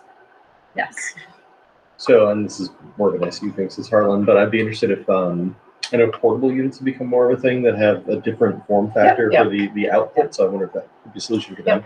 them. But Yeah. we're not Heartland, so. Yeah, But no, throw and it out Jim was great. He's Yeah. looked at it. If you put it in the Univent system, which is in the classroom, it's super expensive. Yeah. $12,000 a classroom, Oh, but he is willing to measure and figure out the space and what units, a cheaper option. And this is for This was for Windsor. Windsor? Okay, yeah, and I was just wondering, like, maybe the more cost-effective and more immediate solution would be to look at that, just Yeah. getting the window units. We might be able to have a air conditioner window unit drive. Yeah, we could. We could. ooh. Mm. That's actually that's a really good idea. Yeah. Ask Yeah. people if they wouldn't mind donating. Or I mean, even fans, just as. Yeah. I mean, I'm sure we're gonna get another heat wave in a couple of weeks. Well, I kind of wish Jim was here for this question, and this may betray my ignorance of buildings and ground stuff, but I wonder if long-term, short-term, sure, it might be cost-effective to get all these individual units, but what's the energy usage Right, look the like when you energy have use, all of those? Like, what's the actual long-term cost of that? And at what point do you start thinking about putting in some kind of central air system at the school? I know that is prohibitively expensive, or seen as being prohibitively expensive, but if we're going to continue having summers like this, and I should say falls and springs like this, when does that become an investment that needs to be made so that we're not, because it may be upfront more prohibitively expensive, but if it's using less energy to provide that kind of cooling, Right. I don't know. I'd be interested to see. It's not a question probably anyone here can answer, but. No, I can't answer it. Yeah. I do know that some schools did call early release on those hot days. Oh, yeah. Of course, it's So we want to have to do that if we don't have to. So, Mhm. All right, I am finished. Another thing to maybe think about is, because we're looking at just the building changing or making accommodations to the building. Maybe we can look at how we choose to teach and educate. I mean, look at a different model when we are experiencing these sort of extreme changes. I mean, that's a conversation that can come from teachers. I mean, what do you think? I mean, because as you mentioned, we may not be able to afford that in a way that really makes sense. Right. But can we look at options, and how do we suddenly go into a mode of teaching, educating students in maybe larger settings, having. Some teachers did that. Okay. Someone outside, it did become unbearable in the afternoon. Yeah. Outside, I know the school to our south that did early release, they have a PCB issue and they have tents outside and they just couldn't bear it. And so, there was reason for it. But they did, teachers are innovative. We had some signing out 210 because there's AC in there.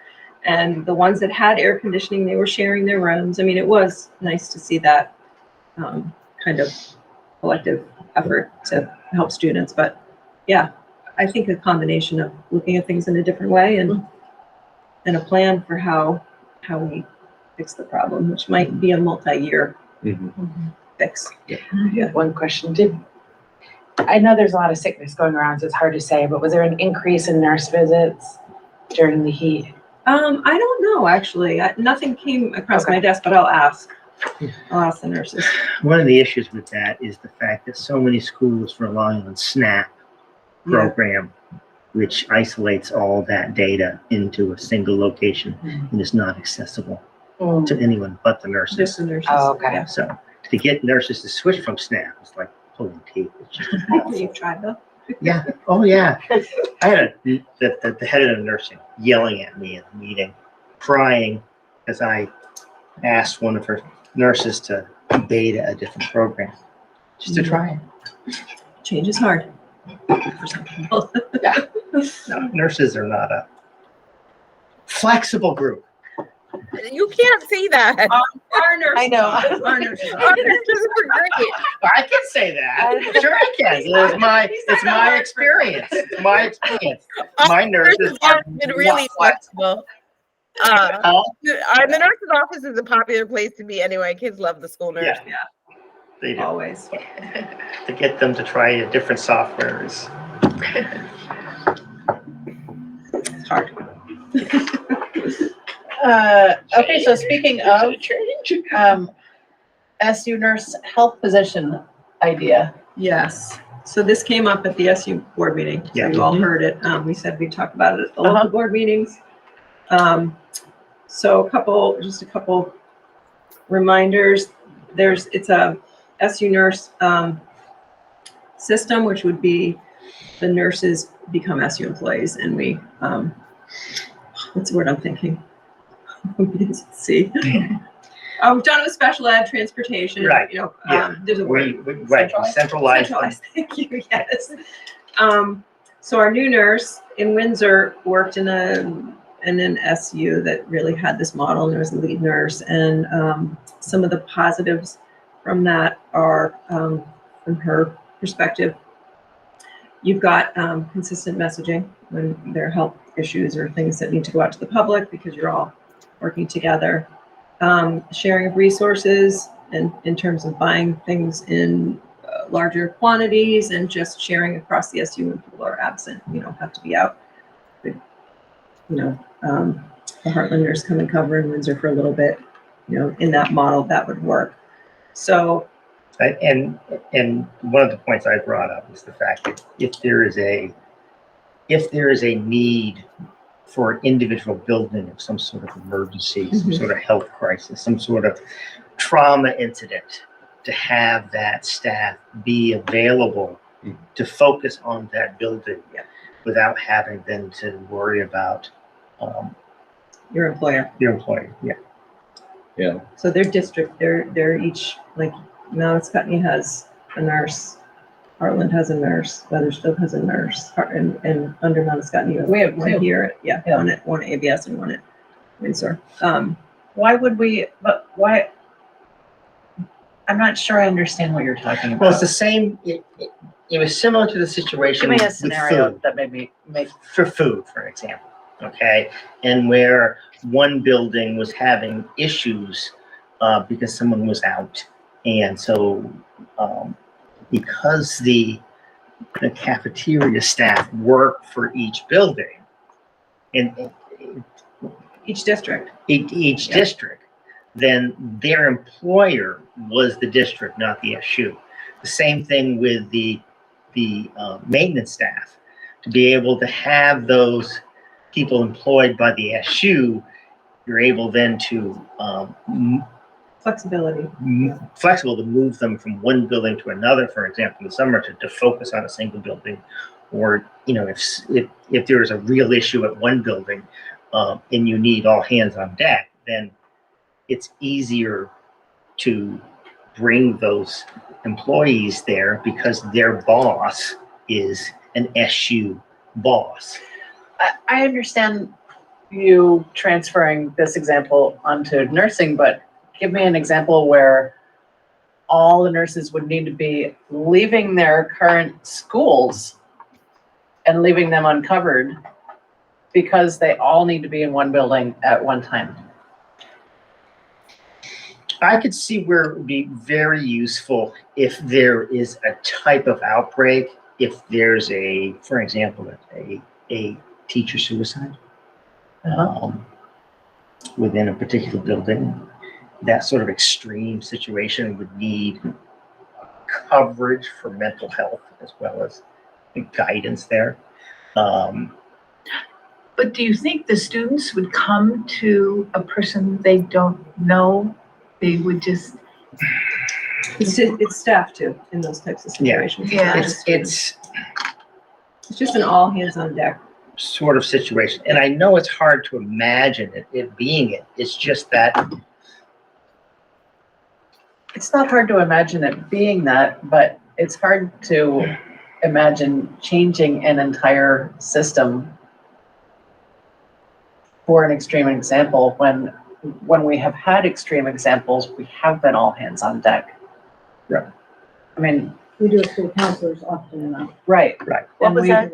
We do it with I mean- school counselors often enough. Yeah. When there's a tragedy in our community, we'll send staff to one of the schools to support profit. If you think about it, not in terms of food service, but in terms of teachers. I mean, would teachers really want to? I mean, I guess it would be contractual, so you'd have to think about it 5 years in advance. I also think that, sorry, I didn't mean to cut you off. I thought I just don't. yeah. I don't see a school nurse wanting to be an SU employee and floating around from or having the. I don't think it's a floating around. I think it's they get together, collaborate more. Well, why do they need to be an SU employee to do that? Why don't they just do I that? think they do it, but I think for the shared message and for the shared, supplies to order more in bulk. And I'm coming at it, in defense of my school nurse who has a caseload of 500 kids, right? As opposed to a caseload of 250 kids, as opposed to a caseload of 60 kids, that maybe when she's doing eye exams, right, we could borrow another nurse for 0.2 of a day, to get through these eye exams or something like that. But couldn't we just do that in our district? Do we really need to have all 4 nurses on? Can I ask, it seems like the overarching question here is how do we handle coverage right now? Right. Outside of that model? Because I think that's what we're kind of circling around right now. And is there a material improvement that would happen if we move to an SU-based model versus district sort of cooperation? I think that it would be, I think we should invite the nurses to talk about it. Yeah. Because it came from a nurse who worked in a system where that was in place. So if that's okay, I think it would make sense. I mean, I'll put her as part of my SU report at the SU meeting. That's okay, Bill. Well, why don't we invite all 4 nurses to come? Absolutely. Because I'm really not convinced that there's that much of a benefit. But it'd be interesting to Hear sort what of they say, to process it. And the reason at the time I suggested we push it out is to get the perspective of the individual boards before we move forward. Yeah. And I think some of the consolidation we've done, one has been forced by the state too. We could see the advantage of having transportation. Yeah, right. It's really see the advantage Right. of maintenance. And, I agree with you.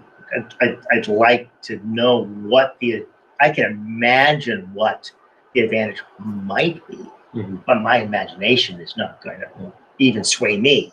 I mean, I can imagine what the advantage might be, but I don't really understand why that wouldn't happen, why that couldn't be encouraged to happen on its own. Well, it's a difference between encouragement and requirement. And so it's Exactly. I mean, I don't know. And I'm not sold. Well, neither am I. But would there be a benefit to centralizing nurse control? That's really what it comes down to. Centralizing nurse supervision. Would there be a benefit in which nurses could cooperate, talk amongst themselves? But if there is a real need, not necessarily even an emergency, but again, there's a building with 500, and then you have another building with 250. Yep. Having the over SU supervision of the nurses say, this is what we're going to do because you work for the SU. This week, so-and-so is going to take a day and help out so forth. Is there going to be a benefit to that or not? I think we need to hear from the nurses, and I think we also need to understand what the processes, what the change in processes would be, because we can't really assess whether a process is going to improve without fully understanding what coverage looks like, what collaboration currently looks like, and then be able to envision what it could be or should be based on that. Because I can't say I'm for or against it right now because I don't have enough information. I don't want to speak out of turn, but I think that one of the, and this is just for me talking to a nurse who has done that, I think that one of the benefits was financially, then it would allow them to hire another 0.8 nurse, or there would be 2 nurses working 0.8, one that would be new hire. So now you'd have a 1.6, and that other 0.8 person would be able to travel to the other schools on days where extra help was needed, such as eye exams, such as things. So there's a financial benefit that allows for another 0.8 of a position, I believe. But again, I'm like Bill, I'm using my imagination right here. Yeah. I'm trying to remember a conversation I had in June. Right. Elizabeth Hudson's been, And Megan. and then Megan as well. I definitely think if there is a financial benefit, I think the SU could easily use another nurse for relief. I mean, Windsor's got over 500 kids. But they're very healthy. And I mean, especially after COVID, we realized how stressful the job of being a school nurse is. So providing that relief for all 4 SU school nurses in our SU, I think could be a benefit. But the question also would be, would it be a benefit for the students? Would it be what would be the benefit to the school community? If you need to get something in class, and if there's another nurse on hand, it's less of a wait. Yeah. And I'm not saying there isn't. I just think. We'll hear from them. Yeah.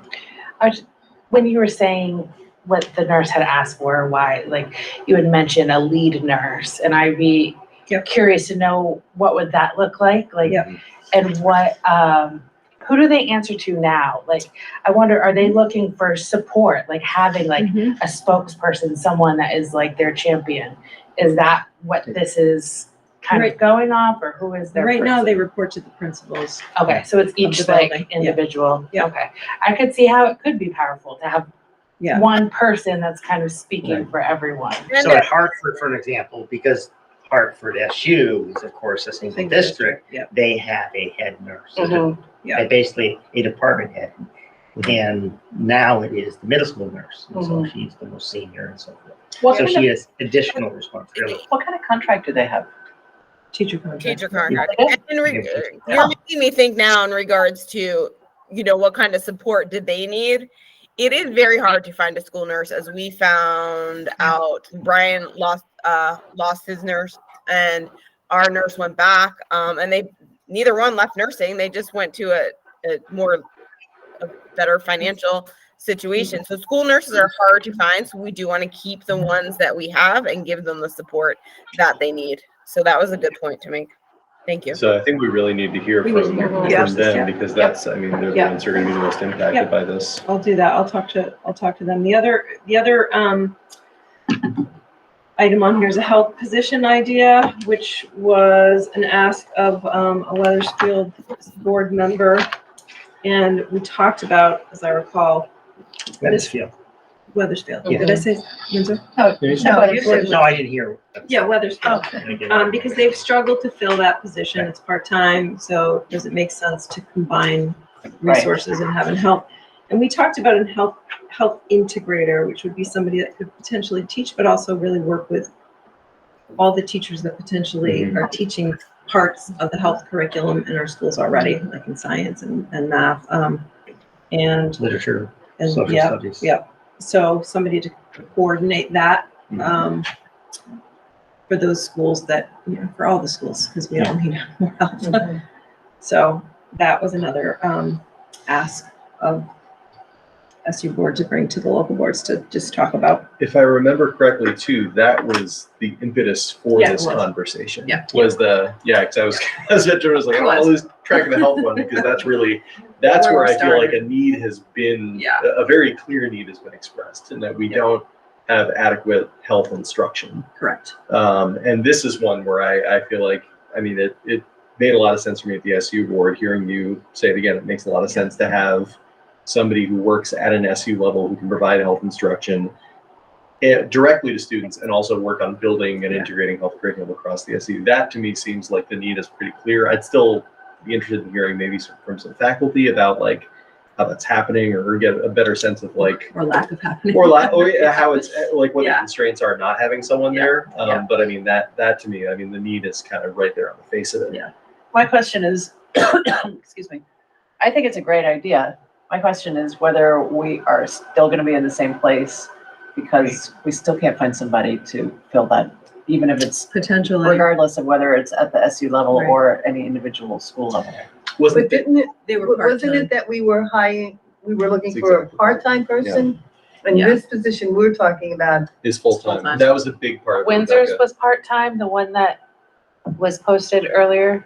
No, Yeah, Windsor's was, Kate posted for a full-time, Right, I that's believe. Weathersfield part-time. So this is so it's been a struggle to get a Yeah. full-time person. Yes. I just wanted to be clear. or, Absolutely. clarity. Thank you. In all realms. So I don't know. The answer is maybe not. It's also looking at what sort of model of instruction that you're looking to create, because in any introduction of something new, you're taking something away, and so the more That's you true. can integrate instruction, the more likely it will actually be effective and engaging, as opposed to kids going to health class once a week. Right. Mhm. The more integrated, the better. Yes. Yeah. I think it's a great opportunity to do something new. Yeah. With health. I mean, we know the YSP report clearly spoke to our students having a lot of mental health issues. We need to address that. Yeah. We are at a place where we just can't continue to not do anything, and so I think this. Totally agreed. I totally agree. And also, we also agreed as an SU board, I think last year, that we would not overtax our teachers with new initiatives. Mhm.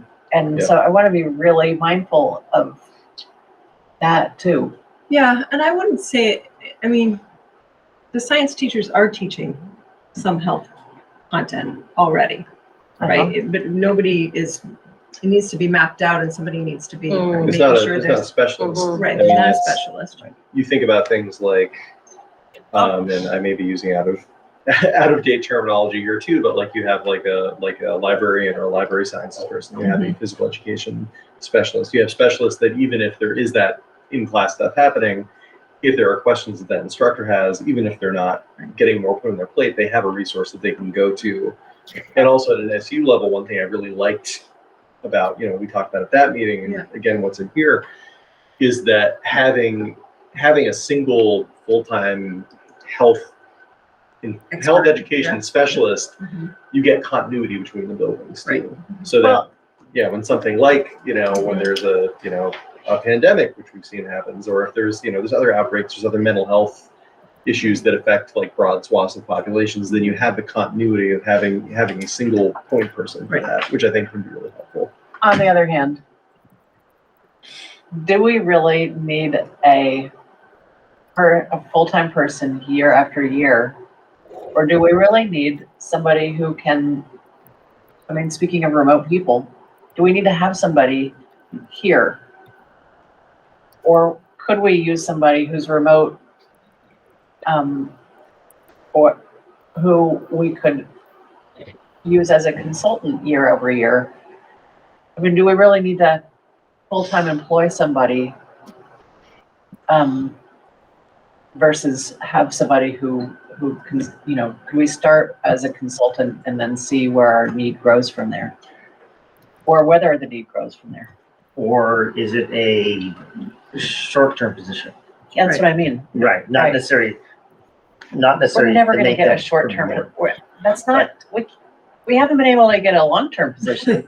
A short-term position is gonna be much harder to fill. Well, I mean, that's never gonna if it's a happen. consulting position, then we may be able to budget I think we could, somebody without necessarily having them on a teacher salary contract. I think we could do a consultant Was your meeting now? remote.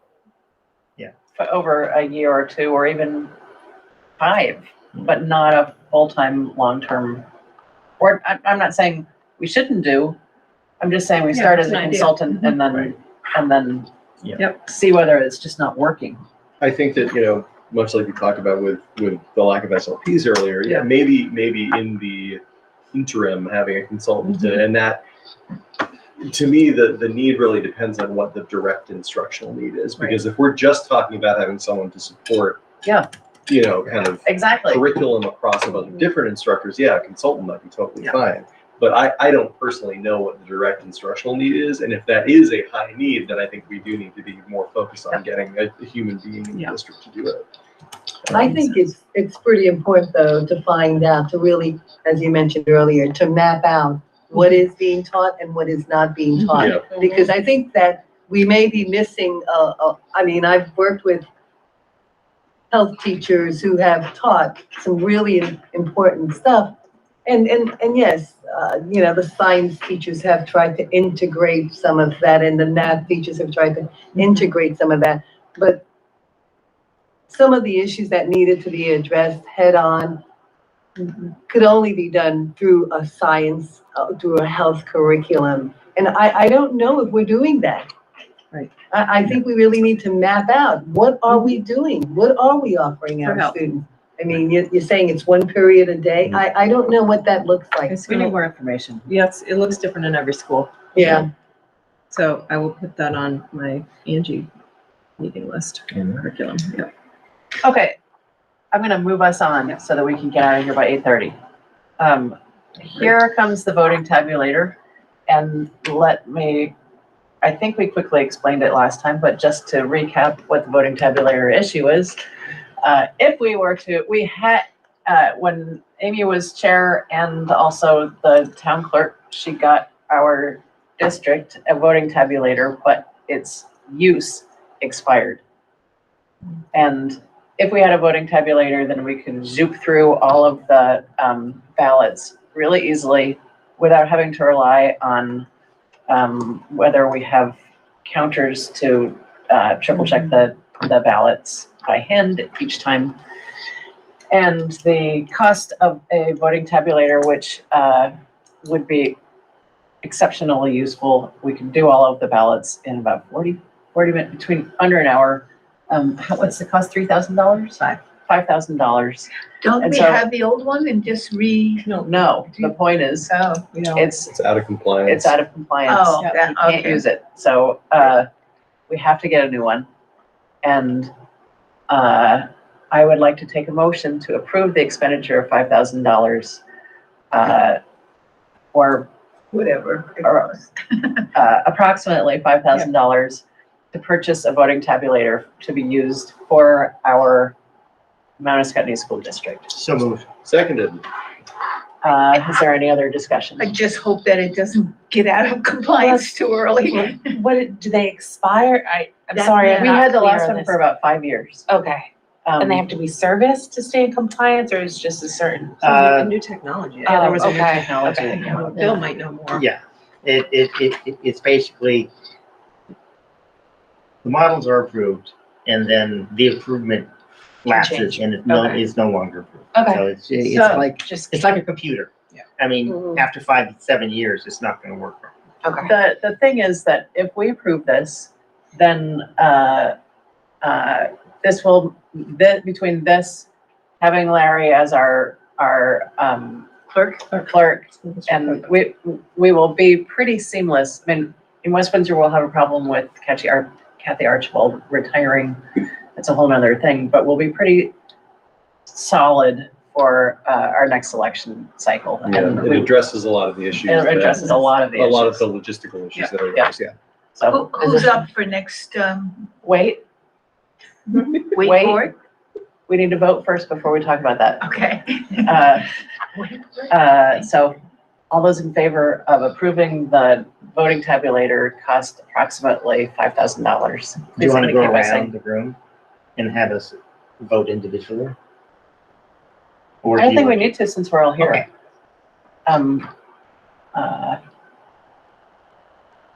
Please indicate by saying aye. Aye. Since it's unanimous, I don't think we need to go around. Nope, we don't. If it wasn't unanimous, we could, but it is unanimous. Thank So- you. We do have a vote here. And I do Just like the something point else. that, one from Kate town. has something to say too, I think. No, I said I don't want to be the one to run the meeting to run over, but I forgot. We had so many good things going on the first 2 weeks. I forgot that we've been working really closely with the Lebanon Opera House because we're one of their locations as they get renovated to do shows. So they are giving back to us. And this Thursday at about 12:15, great. they're sending a really cool band from Ethiopia to perform for our 9 Cool. 12. So if you happen to be able to stop by, please come and enjoy. It's Kate, Thursday. what's the name of the band? Ethio Color, it's right there in the chat, and I put the link so you can check them out if you want to. But What time? as you maybe can see, I'm really trying this year to bring fun experiences to our high school. Awesome, appreciate it, Kate. Thank you, Kate. 12:15? Thursday at 12:15. Yep. Okay, okay. Setting the next agenda. Elizabeth, before you move on, I'd like Yes. to thank you for doing the research and the work around the tabulator. I think that will really let us work quite well, so thank you. Thanks. I didn't hear that, Bill. I was thanking Elizabeth for taking the lead on that and doing the research. I can't say that I can't take the credit for it. It was really a group effort, and Davis was there as well. Davis was there as well, Larry was there as well, and it was, Riley was there, Riley White. yep, and Tom Marsh was there. Yeah. And it was a suggestion of J.P. Isabel, who's the Secretary of State's attorney, That's good advice. who Very good said advice. just bite the bullet and get it. Yeah, makes sense. Thank you, though.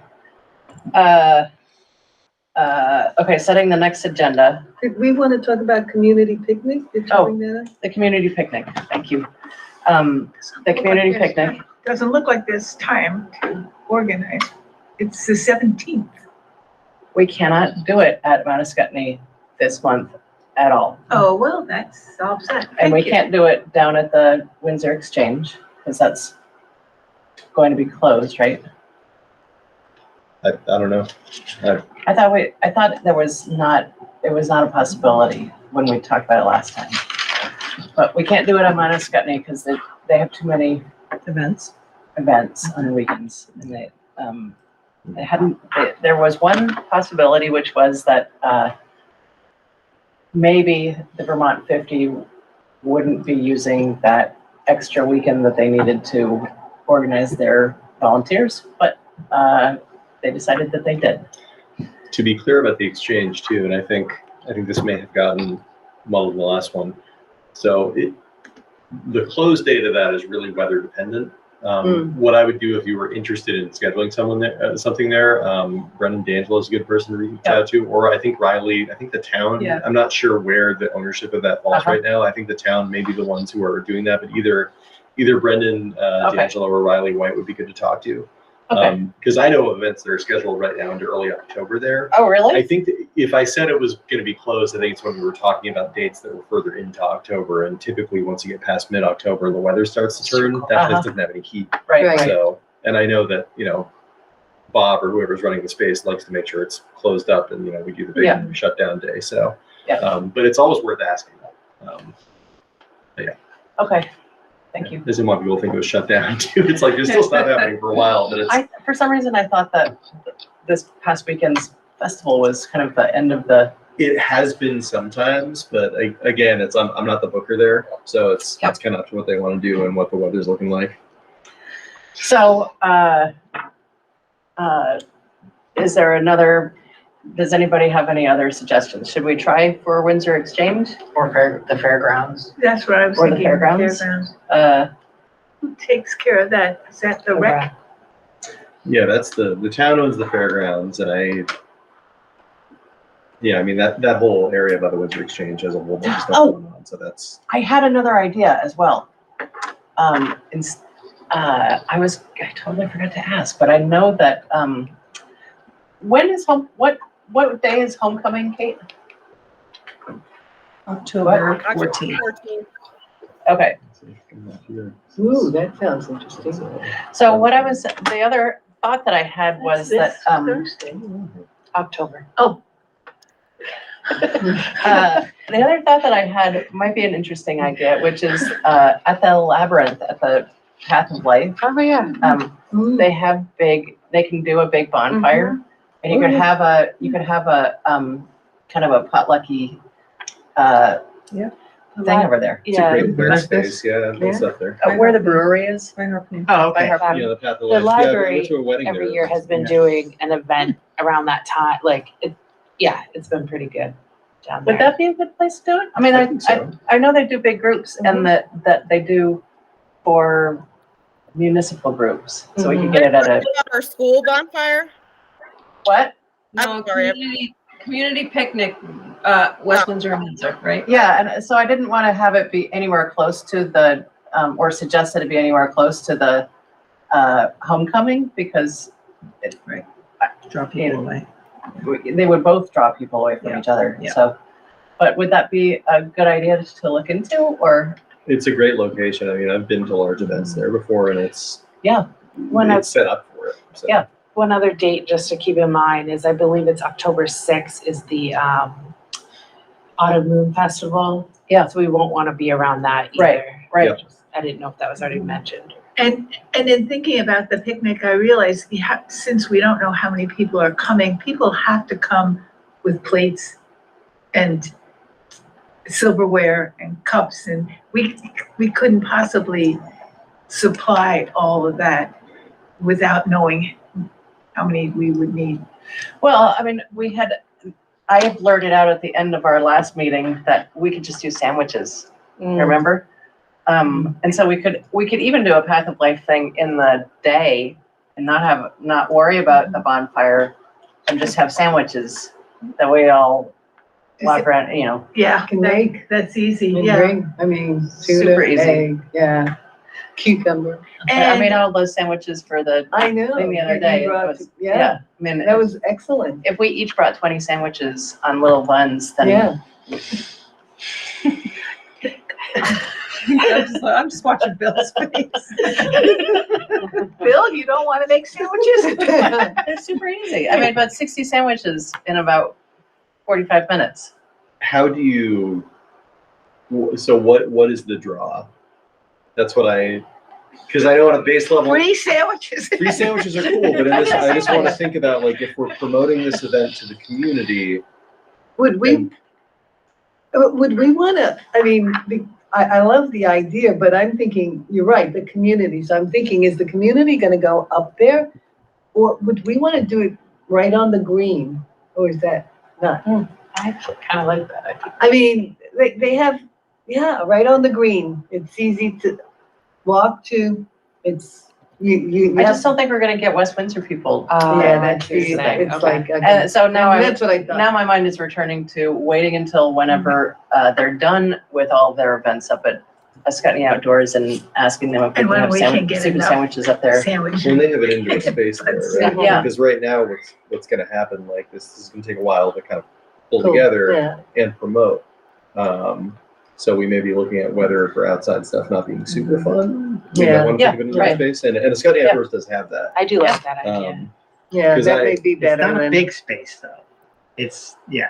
well, how many people do you think we can get in there? Where are we talking now? The I don't think much more than that. We have Oh, we have that's those good. things, we have the Halloween walk, there are Mhm. plenty of people up there, and it's indoors and outdoors, and Yeah. it has a flow, and, you know, I think just having an indoor, even an option for indoor space in case we have inclement weather. And it's there are just- bathrooms in there too.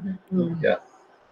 should we try to do it instead in like mid-October, after homecoming, after all this other stuff, but Makes before the, Before it's Halloween. So we're really looking at the weekend of the 21st, 22nd. yeah, something like that. Yeah. Well, there's Halloween there too. And Yeah, that would give us which another will- meeting. That'll The give us another- 19th is off from school. I don't know if that matters to anyone. What's that? The 19th, there's no school that day of October 19th. Oh. Is that a Friday? That's a Friday. It's a Friday, yeah. October 19th? Or the 20th.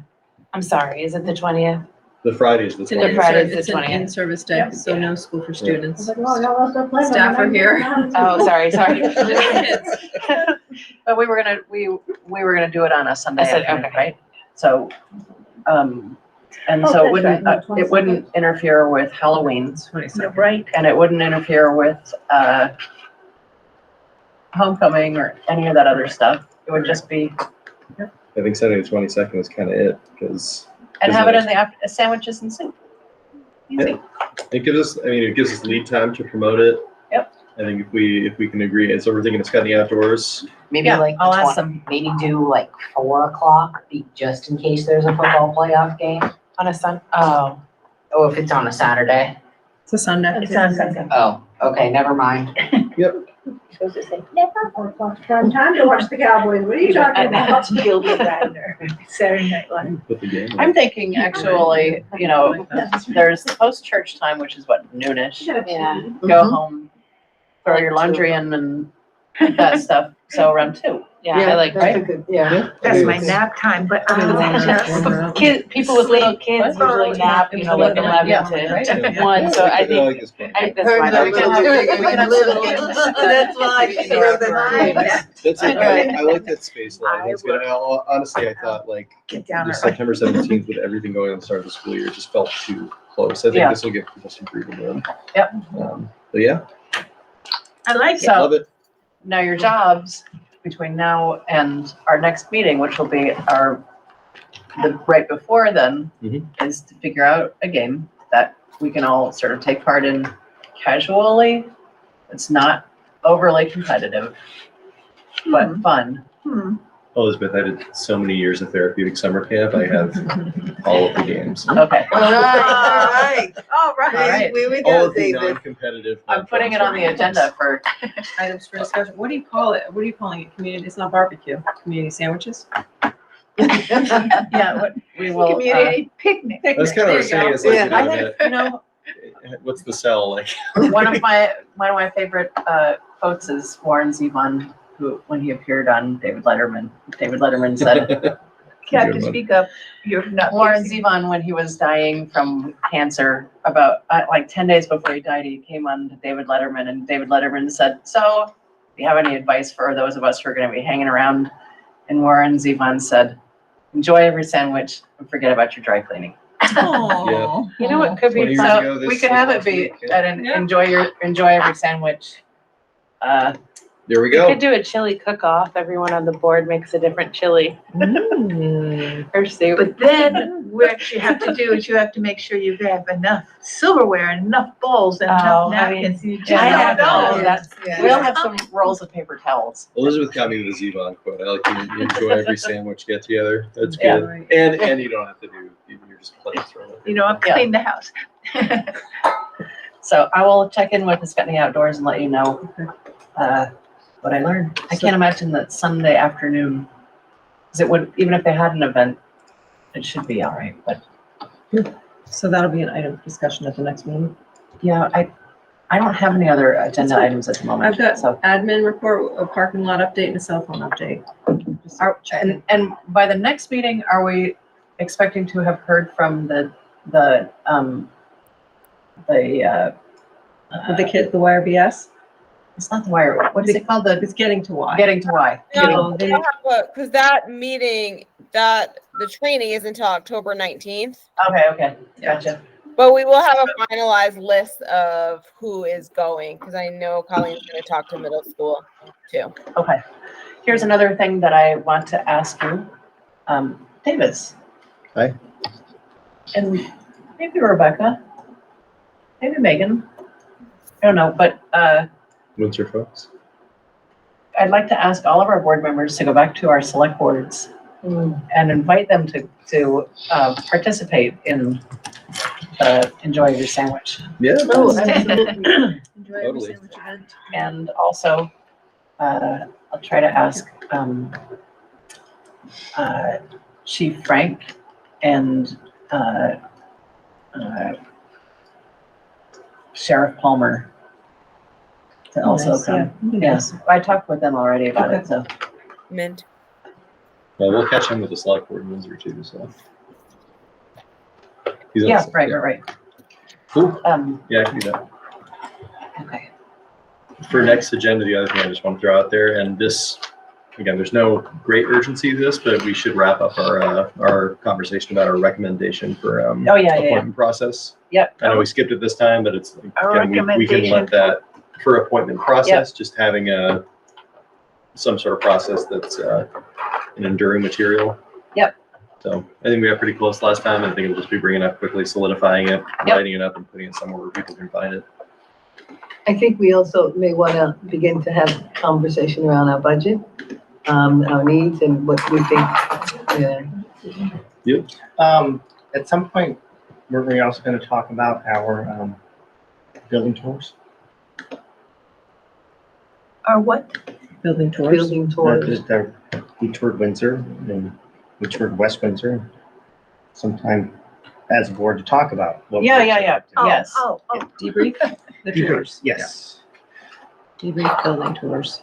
How about Okay. right before we talk about the budget? Yeah.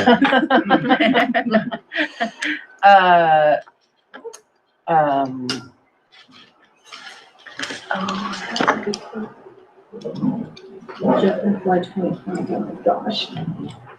FY 25, yeah, big Yeah. picture. Okay. I'm sure there will be other things that we add. Yeah.